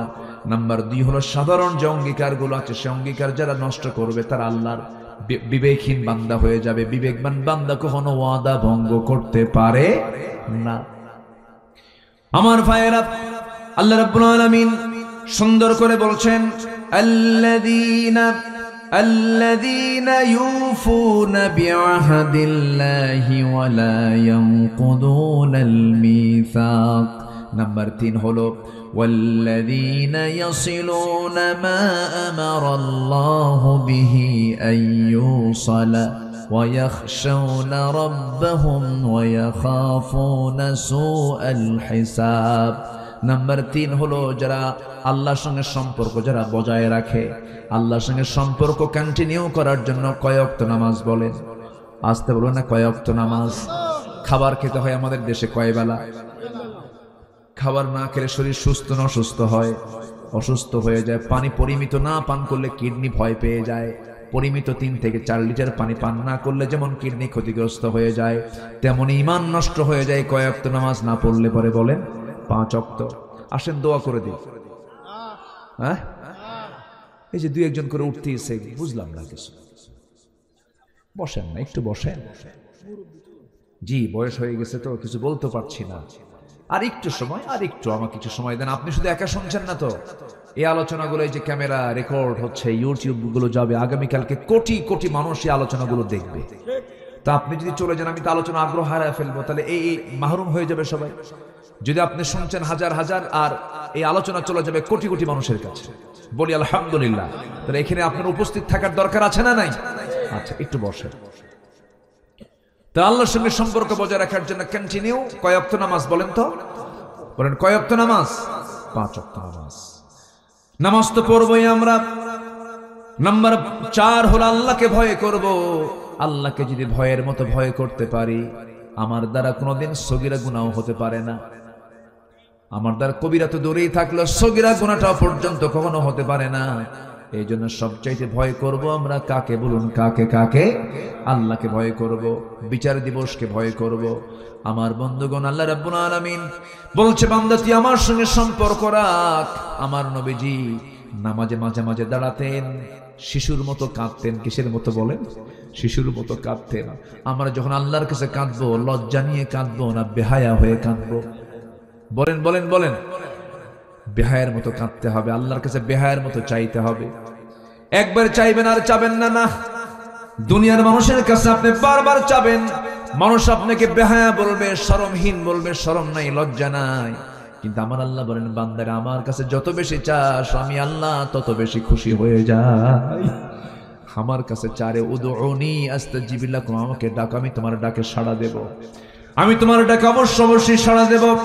কেন সাড়া দেব না? অবশ্যই তোমার ডাকে আমি সাড়া দেব। বান্দা, তুই আমার দিকে 1 হাত আগাবি, আমি তোর দিকে 10 হাত আগাবো। তুই আমার দিকে হেঁটে হেঁটে আসবি রে বান্দা, আমি তোর দিকে দৌড়া দৌড়া যাব। আল্লাহ আমাকে দারুণ ভালোবাসেন। আমার ভাইয়েরা, প্রত্যেক রাতে আকাশে, এই দুনিয়ার আকাশে প্রত্যেক রাতে আল্লাহ রাব্বুল আলামিন চলে আসেন, শেষ রাতের দিকে আসেন, এবং শেষ রাতে শয়তানও কম না, প্রত্যেক বান্দার শিওরে বসে। শিওরে বসে শয়তান করে কি, তিনটা গিট মেরে দেয়। তিনটা গিট মেরে দিয়ে সে চুপ মেরে থাকে, তিনটা গিট মেরে দেয়। রাসূল বলেন, সেই তিনটা গিট যদি তোমরা ছুটাতে চাও, তোমরা তিনটা আমল করো, শয়তানের তিন গিট ছুটে যাবে। নাম্বার 1 হলো, প্রথম গিট যদি ছুটাতে চাও, ওই সময় শয়তান তিনটা গিট মেরে আবার ওয়াজও করে, আলাইকা লাইলুন তাবিল, আলাইকা লাইলুন তাবিল, তোমার জন্য রাতটা বড় লম্বা, তোমার জন্য রাতটা বড় লম্বা, ঘুমাও ঘুমাও। ওই সময় যদি বান্দা সেই শয়তানের ওয়াজটাকে যদি গ্রহণ না করে, যদি ঘুম থেকে যদি তার পিঠটাকে সরায় নিয়ে যদি বসে পড়ে, ঘুম থেকে উঠে যে বসে পড়লো, শয়তানের একটা গিট ছুটে গেল। সুবহানাল্লাহ বলেন। রাসূল শিখায়া দিচ্ছেন। কে শিখায়া দিচ্ছেন? রাসূল শিখায়া দিচ্ছেন। আবার যখন সে বিছনা থেকে উঠে যখন ওযু করার জন্য যখন ওযু প্রস্তুতি নিয়ে নিল, ওযু শেষ হওয়ার সঙ্গে সঙ্গে আরেকটা গিট ছুটে গেল। যখন বান্দা ওযু সম্পূর্ণ করে যখন মসজিদের দিকে রওনা করে দিল, প্রত্যেকটা কদমে কদমে নেকি লেখা শুরু হয়ে গেল। বান্দা যখন নামাজ শুরু করে দেয়, শয়তানের 3 নাম্বার গিটও ছুটে চলে যায়। 24 ঘন্টা শয়তান ওই বান্দার কাছে এসে ওয়াসওয়াসা দেওয়ার সাহস পায় না। জোরে বলি সুবহানাল্লাহ। সবাইকে 3 গিট ছুটাবেন কি? কোন দিন থেকে বলেন? কোন দিন থেকে? আজকের থেকেই। জোরে বলি ইনশাআল্লাহ। আমার বন্ধুগণ, এই শেষ রাত্রি আবার আমার আল্লাহ নিজে আসেন, নিজেই তিনি ডাকেন। কাকে ডাকেন? কাকে ডাকেন বলেন? আমাকে, আমাকে, আমাকে ডাকেন। চিন্তা করা যায়, কে ডাকেন? কে ডাকেন? আল্লাহ ডাকেন। এটা কি ভাগ্যবানের বিষয় না? বলেন তো, ভাগ্যের বিষয়। আমাকে ডাকেন, আমি আব্দুল্লাহ আলামিন, আমাকে ডাকেন। এই ভাইকে ডাকেন, আপনাকে ডাকেন, গোটা দুনিয়াবাসীকে ডাক দিয়ে বলছেন, আলা মিন মুস্তাগফিরিন ফাগফির লাহ ফিস সামাঈদ দুনিয়া। দুনিয়ার আকাশে আসেন। আমার আল্লাহ তাআলা যে দুনিয়ার আকাশে আসেন, তিনি তো দুনিয়ার আকাশে থাকেন না। তার অবস্থানটা হলো, মূল জায়গাটা হলো আরশে আজিম। যার আরশে আজিমটা 1 আকাশ নয়, 7 আকাশের উপরে। জোরে বলি সুবহানাল্লাহ। আল্লাহ বলছেন, বান্দা আমি 7 আকাশ থেকে প্রথম আকাশে আসি, 6 আকাশ পেরিয়ে প্রথম আকাশে এসে আমি তোকে বলি, তুই আমার কাছে মাফ চা, আমি তোকে মাফ করে দেব। এটা কম কথা? বিশাল ব্যাপার। আমার ভাইয়েরা, আমার আল্লাহ কত দূরে আছেন দেখেন। সাব্বিহিসমা রাব্বিকাল আ'লা, সবার উপরে তিনি আছেন। আমরা যেখানে বসে আছি, এই বসে থাকা জায়গা থেকে, এটা হলো মহেশপুর জেলা, কি বলে, ঝিনাইদহ জেলার মহেশপুর থানার কি পোড়াদা গ্রাম। এই জায়গা থেকে ঠিক আমরা যদি দিনের বেলা যদি দেখি, সূর্য আকাশে দেখা যায়, রাতের বেলা চাঁদ দেখা যায়, আর মিঠি মিঠি করে জ্বলা কিছু তারকা দেখা যায়। আমার বন্ধুগণ, এই পৃথিবী একটা ছোট্ট জায়গা সূর্যের তুলনায়। এই পৃথিবীর চাইতে সূর্য হলো 13 লক্ষ গুণ বড়। আবার ওই সূর্যের চাইতে ওই যে মিটি মিটি করে জোনাকের মতো করে জ্বলা যে তারকাগুলো আমরা দেখতে পাই, অসংখ্য তারকা, সেই তারকাগুলো সূর্যের চাইতে বেটেল জুইস একটা তারকা আছে 33 কোটি গুণ বড়। জোরে বলে সুবহানাল্লাহ। আবার বেটেল জুইসের মতো একটা দুইটা তারকা নয়, সুপারনোভা, আড্রা, বেটেল জুইস, এরকম করে প্রক্সিমা সেন্ট্রাই সহ যত তারকাগুলো আছে একটা দুইটা নয়। প্রত্যেকটা গ্যালাক্সির ভিতরে কোটি কোটি বিলিয়ন বিলিয়ন তারকা আল্লাহ রাব্বুল আলামিন রেখে দিয়েছেন। কোটি কোটি গ্যালাক্সির ভিতরে মহাশূন্যের মধ্যে আল্লাহ পাক সেটা ঝুলায় রেখেছেন। জোরে বলে সুবহানাল্লাহ। এমনও কিছু তারকা আছে যে তারকারা আজ পর্যন্ত দুনিয়াতে আসেই নাই, এত দূরে সেই তারকা। আমার বন্ধুগণ, মানুষ সূর্যের কাছে যেতে পারবে না, কারণ সূর্যের তাপমাত্রার কাছে মানুষ জ্বলে পুড়ে ছারখার হয়ে যাবে। চাঁদের দেশে মানুষ গেছে, চাঁদের কোনো তাপ নাই, এই জন্য চাঁদের দেশে মানুষ যেতে পেরেছে। ওই চাঁদের দেশে সফর করলো মানুষ, মঙ্গল গ্রহে গেছে মানুষ। কিন্তু মানুষ যদি চিন্তা করে, চাঁদ দেখলাম, মঙ্গল গ্রহ দেখলাম, একটু আমরা তারকার দেশে যাব, তারকা তো আরো দূরে। পৃথিবীর সবচেয়ে নিকটবর্তী তারকার নাম হলো প্রক্সিমা সেন্ট্রাই। প্রক্সিমা সেন্ট্রাই যদি কেউ যেতে চায়, দুনিয়ার কোনো যানবাহনে চড়ে যেতে পারবে না, তবে চেষ্টা করলে করতে পারে নভোযান দিয়া। পৃথিবীর সবচেয়ে লেটেস্ট নভোযান হলো অ্যাপোলো 11, যার ঘন্টার গতি হলো 39,000 কিলোমিটার। 39,000 কিলোমিটার মানুষ বানাইছে এই সমস্ত নভোযানগুলো। ওই নভোযানে যদি চড়ে যদি রওনা দিয়ে দেয়, ওই প্রক্সিমা সেন্ট্রাই নামক পৃথিবীর সবচেয়ে নিকটবর্তী তারকার দেশে তারা যেতে সময় লাগবে ঘন্টা 39,000 কিলোমিটার বেগে। সময় লেগে যাবে 1,15,000 বছর মাত্র। যাবেন কারা কারা? হাত তোলেন। কি কথা কি বুঝতেছেন আপনারা? আমি আজকে মনে হয় একটু আপনাদের কষ্ট দিচ্ছি বেশি না? আমি খুব ডিপ আলোচনায় আজকে চলে গেছি। আমি আজকে সায়েন্স নিয়ে, বিজ্ঞান নিয়ে কথা বলতেছি। কি আপনারা কি কষ্ট পাচ্ছেন নাকি আপনারা? তাহলে বলেন তো, আমি বাঁচবো কয়দিন? 60 থেকে 70, 80 বছর। আর 39,000 কিলোমিটার বেগে ওই তারকার দেশ, পৃথিবীর সবচেয়ে নিকটবর্তী তারকার দেশে যেতে সময় লাগতেছে হলো 1,14,000 বছর। আল্লাহু আকবার বলেন।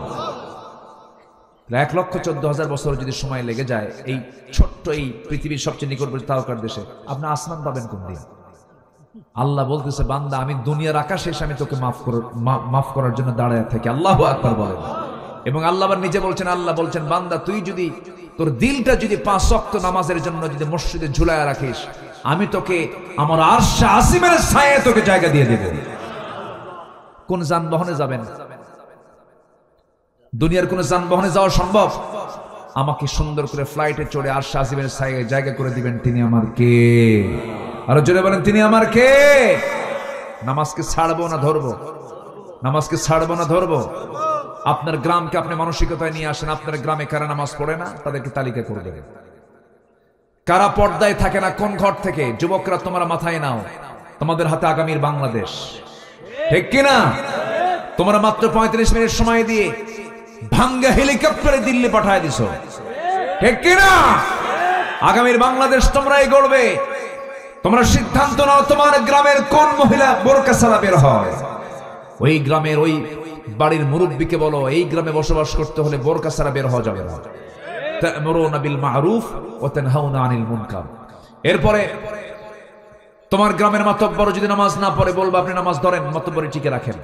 একবার, দুবার, তিনবার বলার পরও যদি সে নামাজ না পড়ে বিড়ি খায়, এরকম যদি মাতব্বর হয়, চরিত্রহীন হয়, একদম ধমক দিয়ে বলবে আপনার মাতব্বরি ছুটায় দিলাম, বেনামাজির কোনো মাতব্বরি চলবে না আমাদের গ্রামে, ঠিক কিনা?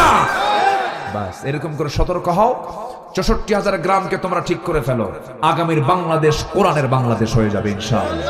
আল্লাহ কবুল করেন, জোরে বলি আমিন।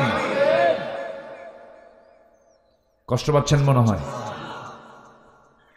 বিবেকবান কারা? 9টা বৈশিষ্ট্য আছে যার ভিতরে। কয়টা বৈশিষ্ট্য বলেন? আমি কেবল 4টা বলেছি, আরো 5টা আছে। নুরু, ওয়াজ কি শেষ না শুরু?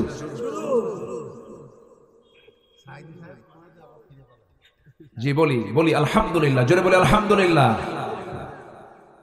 আমার ভাইরা, আল্লাহ রাব্বুল আলামিন এবার বলছেন, والذين يصلون ما أمر الله به أن يوصل ويخشون ربهم ويخافون سوء الحساب। জোরে বলুন আল্লাহু আকবার। নাম্বার 4 হলো আল্লাহকে ভয় করবে যারা। নাম্বার 5 হলো বিচার দিবসকে ভয় করবে যারা। নাম্বার 6 হলো সন্তুষ্ট চিত্তে সবর করবে যারা আল্লাহর প্রতি। ধৈর্য আগে না নামাজ আগে? বলেন বলেন বলেন। ধৈর্য আগে। দেখবেন কিছু কিছু অধৈর্যশীল নামাজি আছে, ইমাম সাহেব নামাজ একটু লম্বা করলে পরে পিছন থেকে গলা খেকু মারে। আছে না নাই? আছে। লোকমা দেয়, হুজুর আমার ব্যবসা আছে, আমার কি কাজ নাই, তাড়াতাড়ি শেষ করেন। এরকম হওয়া যাবে না। যার মসজিদে ঢুকলে পরে অস্থির চিত্ত তার কাজ করে, কেমন করে মসজিদ থেকে তাড়াতাড়ি বের হব, এটা ইমানদারের বৈশিষ্ট্য নয়। ইমানদার যখন পৃথিবীর সব কাজ ছেড়ে যখন মসজিদে ঢুকবে, তার কাছে মনে হবে আমার কাছে পৃথিবীর সবচেয়ে আরামের জায়গা, তৃপ্তির জায়গা হলো মসজিদ। মসজিদ সবচেয়ে প্রিয় জায়গা আমরা বানাবো। জোরে বলি ইনশাআল্লাহ। আরো জোরে বলি ইনশাআল্লাহ। দুঃখে বুকটা ফেটে যায়। অধিকাংশ মসজিদগুলো আজকে পাকা হলেও কিন্তু ইমানগুলো মহা কাঁচা।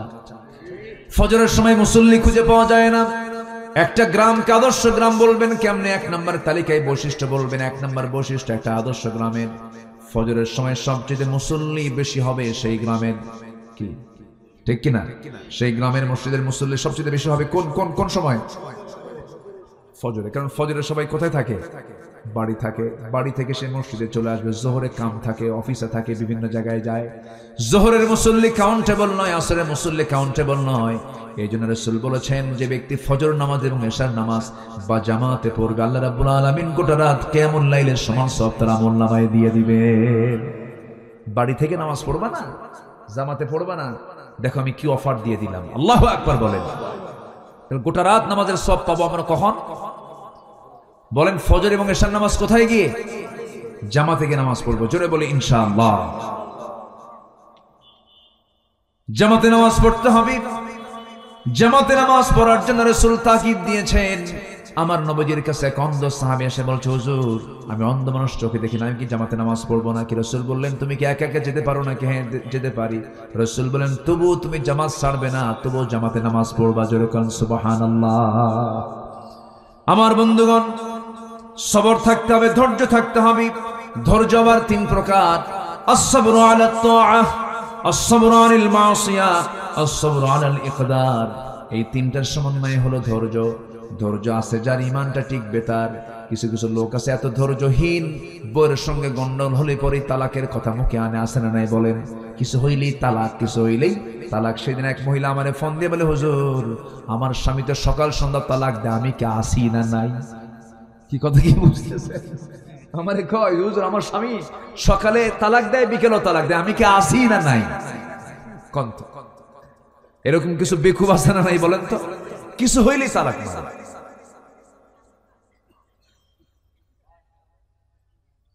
অসংখ্য পরিবার আছে আমার দেশে, স্বামী স্ত্রীর পরিচয় দিয়ে তারা সংসার চালাচ্ছে, কিন্তু নিয়মিত তাদের জেনা হচ্ছে, কারণ বহু আগেই তালাক হয়ে গেছে। আছে না? আসতে বলবেন না, আছে না নাই? এটা কি ধৈর্য না অধৈর্য বলেন?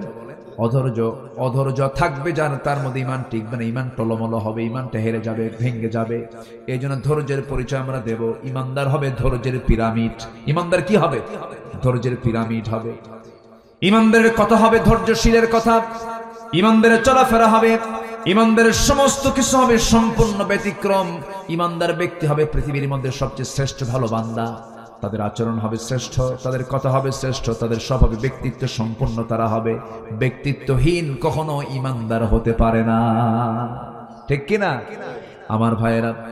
নাম্বার 7 হলো আল্লাহ রাব্বুল আলামিন বলেন, ওয়াল্লাযীনা সাবারু ইবতিগাআ ওয়াজহি রাব্বিহিম ওয়া আকামুস সালাতা ওয়া আনফাকু মিম্মা রাযাকনাহুম সিররান ওয়া আলানিয়াতান ওয়া ইয়াদরাউনা বিল হাসানাতিস সাইয়্যাতা উলাইকা লাহুম উকবাত দার। জোরে বলুন আল্লাহু আকবার। নাম্বার 7 হলো যারা নামাজ কায়েম করবে। নামাজ কায়েমের সংগ্রাম কিন্তু সহজ কাজ নয়। নামাজ আদায় করা সহজ। আপনাকে আমেরিকার প্রেসিডেন্টও আপনাকে মানা করবে না নামাজ পড়তে। ইংল্যান্ডও আপনাকে নামাজ পড়তে মানা করবে না। নরেন্দ্র মোদী আপনাকে নামাজ পড়তে বাধা দেবে না। কিন্তু আপনি যখন বলবেন এই ভূখণ্ডে আমি নামাজ কায়েম করতে চাই, নামাজ কায়েমের সংগ্রাম করতে চাই, তখন আপনাকে জঙ্গির মামলা দিয়ে আপনাকে জেলখানায় ঢুকাবে, ঠিক কিনা? 16 বছর তারা করেছে এমন কিছু। এই 16 বছর তারা দেশ শাসন করেছে। শাসন না শোষণ। আসতে কবে না, শাসন না শোষণ, শান্তি না জুলুম। শান্তি না জুলুম? জুলুম করেছে, খাইছে বেশি, এত শোষণ করছে মশার মতো। কিছু কিছু মশা আছে দেখবেন বেহুশ হয় খাইতে নিয়ে। মশা আছে না? কিছু মশা আছে না? ওর কি হায়াত কমে না বাড়ে? বলেন বলেন। কমে যায়। যে বেশি খায় তার হায়াত কি কমে যায়। আর কিছু মশা আছে খুব স্ট্যান্ডার্ড, আপনি টের পাওয়ার কোনো কায়দাই নাই, এত সুন্দর করে খায়া চলে যায়, আপনি টেরই পান নাই। আছে না এরকম? আছে না? আছে। ওর অপারেটিং সিস্টেমটা খুব সুন্দর। মশা আপনার চামড়ায় যখন পড়ে তখন কিন্তু ডাইরেক্ট অ্যাকশনে যায় না। আগে মশাটা পড়ে, পড়ার পর আগে চামড়ার চতুর্পাশে যেখানে হুল ফুটাবে তার চতুর্পাশে অ্যানেস্থেসিয়া করে। অ্যানেস্থেসিয়া হচ্ছে মেডিকেলের ভাষায় হলো অবশ। কি করে? অবশ করে। অ্যানেস্থেসিয়া করে চতুর্দিকে অবশ বানায়। অবশ বানায়, এরপর আস্তে আস্তে করে সে তার হুলটা ফুটায় দেয়, যেন রক্ত শোষণে যেন সলিমুদ্দিন না টের পায়। টের পাইলেই তো থাপ্পুর খাইলে শেষ হয়ে যাবে। কথা বোঝেন নাকি? করে কি আস্তে করে হুলটা ফুটায় দেয়। আগে অবশ করে, হুল ফুটায় দিয়ে পরিমিত যদি খায় ভালো। আবার কিছু কিছু মশা আছে ছ্যাঁচড়া, এমন খাওয়া খায় ওর গায়ের ওজনের ডাবল ওজন হয়ে যায়, আর উঠতেই পারে না। মানে ওই যে পাখা যে আছে, পাখার ধারণ ক্ষমতার বাইরে ওজন হয়ে গেছে, তখন আর পারে না, তখন ওখানে শীত হয়ে পড়ে। তো এই যে 16 বছর যারা ছিল, এরা বেশি খাওয়া রক্ত মশার মতো, ঠিক কিনা বলেন? খাইছে কম না খাইছে বেশি? খাইছে বেশি, মরছেও তাড়াতাড়ি। শেষ, একদম শেষ। কম করা করছে ওরা? আকাম কুকাম তো কম করে নাই। আল্লামা সাইদির মতো মানুষকেও তারা ছাড়ে নাই। জেলখানায় ছিলেন, আমরা তাও সান্ত্বনা নিয়েছিলাম যে উনি একদিন বের হবেন, এই বাগানে এসে কথা বলবেন। একটা আশা ছিল, একটা আশার সঞ্চার করেছিলাম আমরা। সব ফিরে আসলো, কিন্তু উনি আর ফিরলেন না। জেলখানা থেকে চিকিৎসার নাম করে একটা নাটক তৈরি করে দিল্লির প্রেসক্রিপশনে হসপিটালে ভর্তি করায়া তাকে পরিকল্পিতভাবে বিষ প্রয়োগ করে তাকে হত্যা করা হয়েছে। এই হত্যার বদলা আমাদের নিতে হবে। সে বদলা হলো এই জমিন আল্লাহর দিন কায়েম করা, ঠিক কিনা? তার 1000 বছরের লালিত স্বপ্ন এটাই ছিল, তার সারা জীবনের লালিত স্বপ্ন এটাই ছিল। সম্মানিত ভাইয়ারা, এবং সাথে সাথে এটাও জানিয়ে দিতে চাই, তার হত্যার সঙ্গে যে টিম জড়িত আছে তাদের অবিলম্বে গ্রেফতার করে চূড়ান্ত শাস্তি নিশ্চিত করা হোক। রাজি আছেন কারা কারা? হাত উঁচু করে দেখান।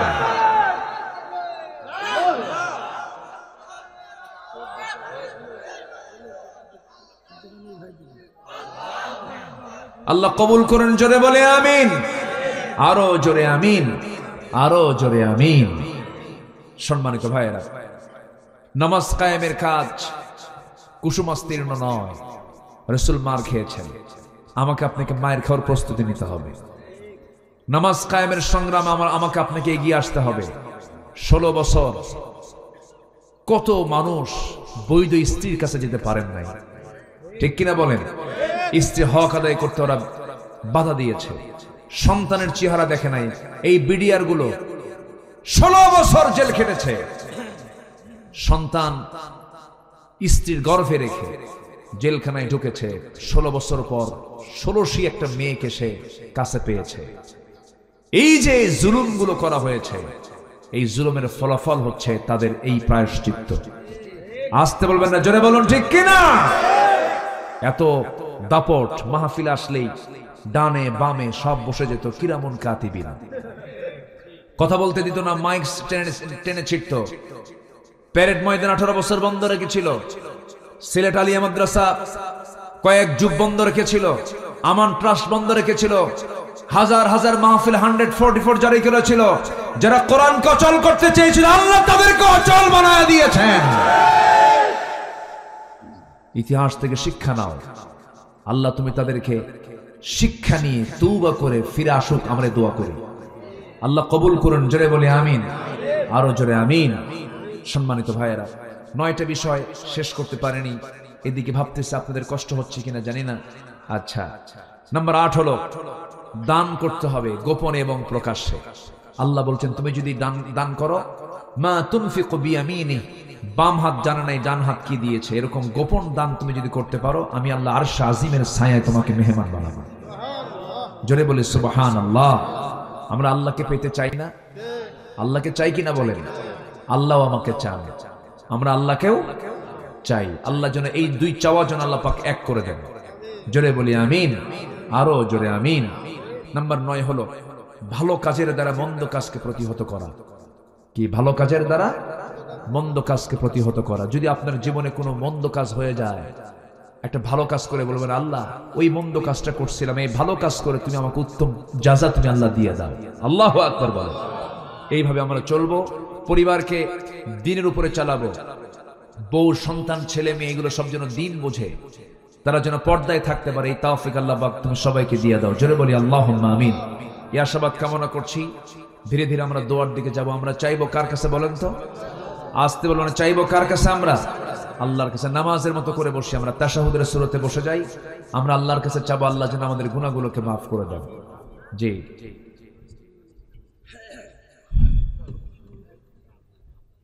সবাই বলে সুবহানাকা আল্লাহুম্মা ওয়া বিহামদিকা আশহাদু আল্লা ইল্লা আনতা আস্তাগফিরুকা ওয়া আতুবু ইলাইকা। চিৎকার মেরে বলি, আল্লাহ আমার জীবনের সগীরা কবিরা, ছোট বড় সব গুনাহ তুমি আল্লাহ মাফ করে দাও। জোরে বলুন, ইয়া রাব্বাল আলামিন, ইয়া রাব্বাল আলামিন। জি, মাইক ওলা খুব সুন্দর, মাইকের সার্ভিস খুব সুন্দর, মাশাআল্লাহ। আলহামদুলিল্লাহ। গজল শুনবেন আপনারা? আগ্রহ আছে এখনো? তাহলে তো আগ্রহ থাকলে তো বলতে হয়। জি, দেখা যাক ইনশাআল্লাহ। ধৈর্য ধারণ করার শক্তি শুনবেন? আচ্ছা, আগ্রহ আছে আপনাদের এখনো? জি, দেখা যাক। ধৈর্য ধারণ করার শক্তি দাও গো মেহেরবান আমায়, দাও গো মেহেরবান। কি ধৈর্য ধরার দরকার আছে না? একটু বসেন বসেন। ধৈর্য ধারণ করার শক্তি দাও গো মেহেরবান আমায়, দাও গো মেহেরবান। বুকের ভেতর ব্যথার নদী বইছে অবিরাম, বইছে বইছে অবিরাম। আধার আমার আলো দিয়ে কানায় কানায় দাও ভরিয়ে, আধার আমার আলো দিয়ে কানায় কানায় দাও ভরিয়ে। অন্তর জোড়ে দাও গো প্রভু, অন্তর জোড়ে দাও গো প্রভু ভোরের পাখির গান। বুকের ভেতর ব্যথার নদী বইছে অবিরাম, বইছে বইছে অবিরাম। ফাগুন কেড়ে নেয়া চতর আষাঢ় করে দাও, গাছ গাছালির শীতল ছায়ায় জীবন ভরে দাও আমার, জীবন ভরে দাও। আমার ধুধু মরুর দেশে দাও গো জোয়ার ভাটার শেষে, আমার ধুধু মরুর দেশে দাও গো জোয়ার ভাটার শেষে। পারাবারের বাউরি বাতাস, পারাবারের বাউরি বাতাস আমায় করো দান। বুকের ভেতর ব্যথার নদী বইছে অবিরাম, বইছে বইছে অবিরাম।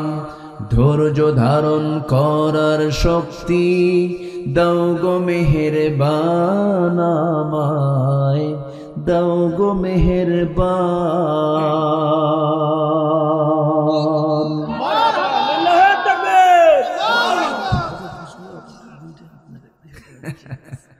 আচ্ছা, আসুন আমরা কার কাছে চাবো? আমরা বলেন তো, আল্লাহর কাছে আমরা চাবো। আল্লাহ যেন আমাদের গুনাহগুলোকে মাফ করে দেন। আমি দোয়া চাই সবার কাছে, সবাইকে আমার জন্য দোয়া করবেন। যে আসুন আমরা আল্লাহর কাছে চাই। জি, আল্লাহুম্মা আমিন। ربنا ظلمنا أنفسنا وإن لم تغفر لنا وترحمنا لنكونن من الخاسرين. ربنا لا تزغ قلوبنا بعد إذ هديتنا وهب لنا من لدنك رحمة إنك أنت الوهاب. শীতের রাত, হাজার হাজার মুসলমান নর নারী নিয়ে তোমার কালামের দু তিনটা আয়াতকে সামনে রেখে উলুল আলবাব কারা, বিবেকবান বান্দা তোমার দৃষ্টিতে কারা, এই বিষয়ে কিছু কথা বলেছি। গুনার বোঝা মাথায় লইয়া দুটো হাত ভিক্ষুকের মতো পেতে আছে আল্লাহ। গুনার দিকে নজর না দিয়া বান্দা মনে করে তামাম জিন্দেগির গুনাহগুলোকে মাফ করে দাও। জনম দুঃখিনী মা, জনম দুঃখী বাপজান যারা চলে গেছেন, জিন্দেগির গুনাহগুলো মাফ করে দাও, কবরগুলোকে জান্নাতের টুকরা বানাইয়া দাও। অনেক আলোচনা শেষ করে বাড়ি ফিরে যাব রে, বাড়িতে ফিরে গিয়ে সব দেখবো কিন্তু মাকে পাবো না রে। সেই মা যারা চলে গেল, জিন্দেগির গুনাহগুলো মাফ করে দাও, কবরগুলোকে জান্নাতের টুকরা বানাইয়া দাও।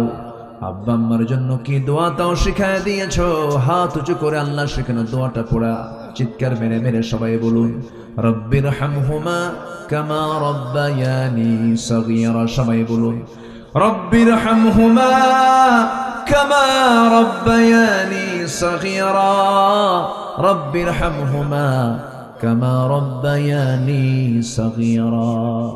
বিশেষ করে মাহফিলটার আয়োজন করলেন যারা, শোনার জন্য কষ্ট করে আসলেন যারা, মেহেরবানি করে বিনিময়ে কিয়ামতের কঠিন ময়দান যেদিন কেউ কাউকে চিনবে না, সেই কঠিন মুসিবতের দিনে মাহফিল সবার জন্য নাজাতের মাধ্যম তুমি আল্লাহ বানাইয়া দিও। আল্লাহ এই দুনিয়া ছেড়ে কোন দিন বিদায় নেব জানি না রে, মালাকুল মউত একদিন চলে আসবে, জান কবজ করে নিয়ে চলে যাবে। আল্লাহ তোমার কাছে ফরিয়াদ করে ডান হাতে আমলনামা না আসা পর্যন্ত মরণ দিও না। কাশ্মীরকে বাঁচাও, ফিলিস্তিনকে বাঁচাও, মুসলমানদের বাইতুল মুকদ্দাস তুমি আল্লাহ মুসলমানদের হাতে তুলে দাও। আয় আল্লাহ তাআলা এই গ্রামকে তুমি আল্লাহ দয়া করে কবুল আর মঞ্জুর করে নাও। এই গ্রামের প্রতি তোমার খাস রহমত নাজিল করো। আয় আল্লাহ তাআলা মেহেরবানি করে পোড়াদার গ্রামের প্রত্যেকটা ঘরকে ইসলামের দুর্গ বানায় দাও।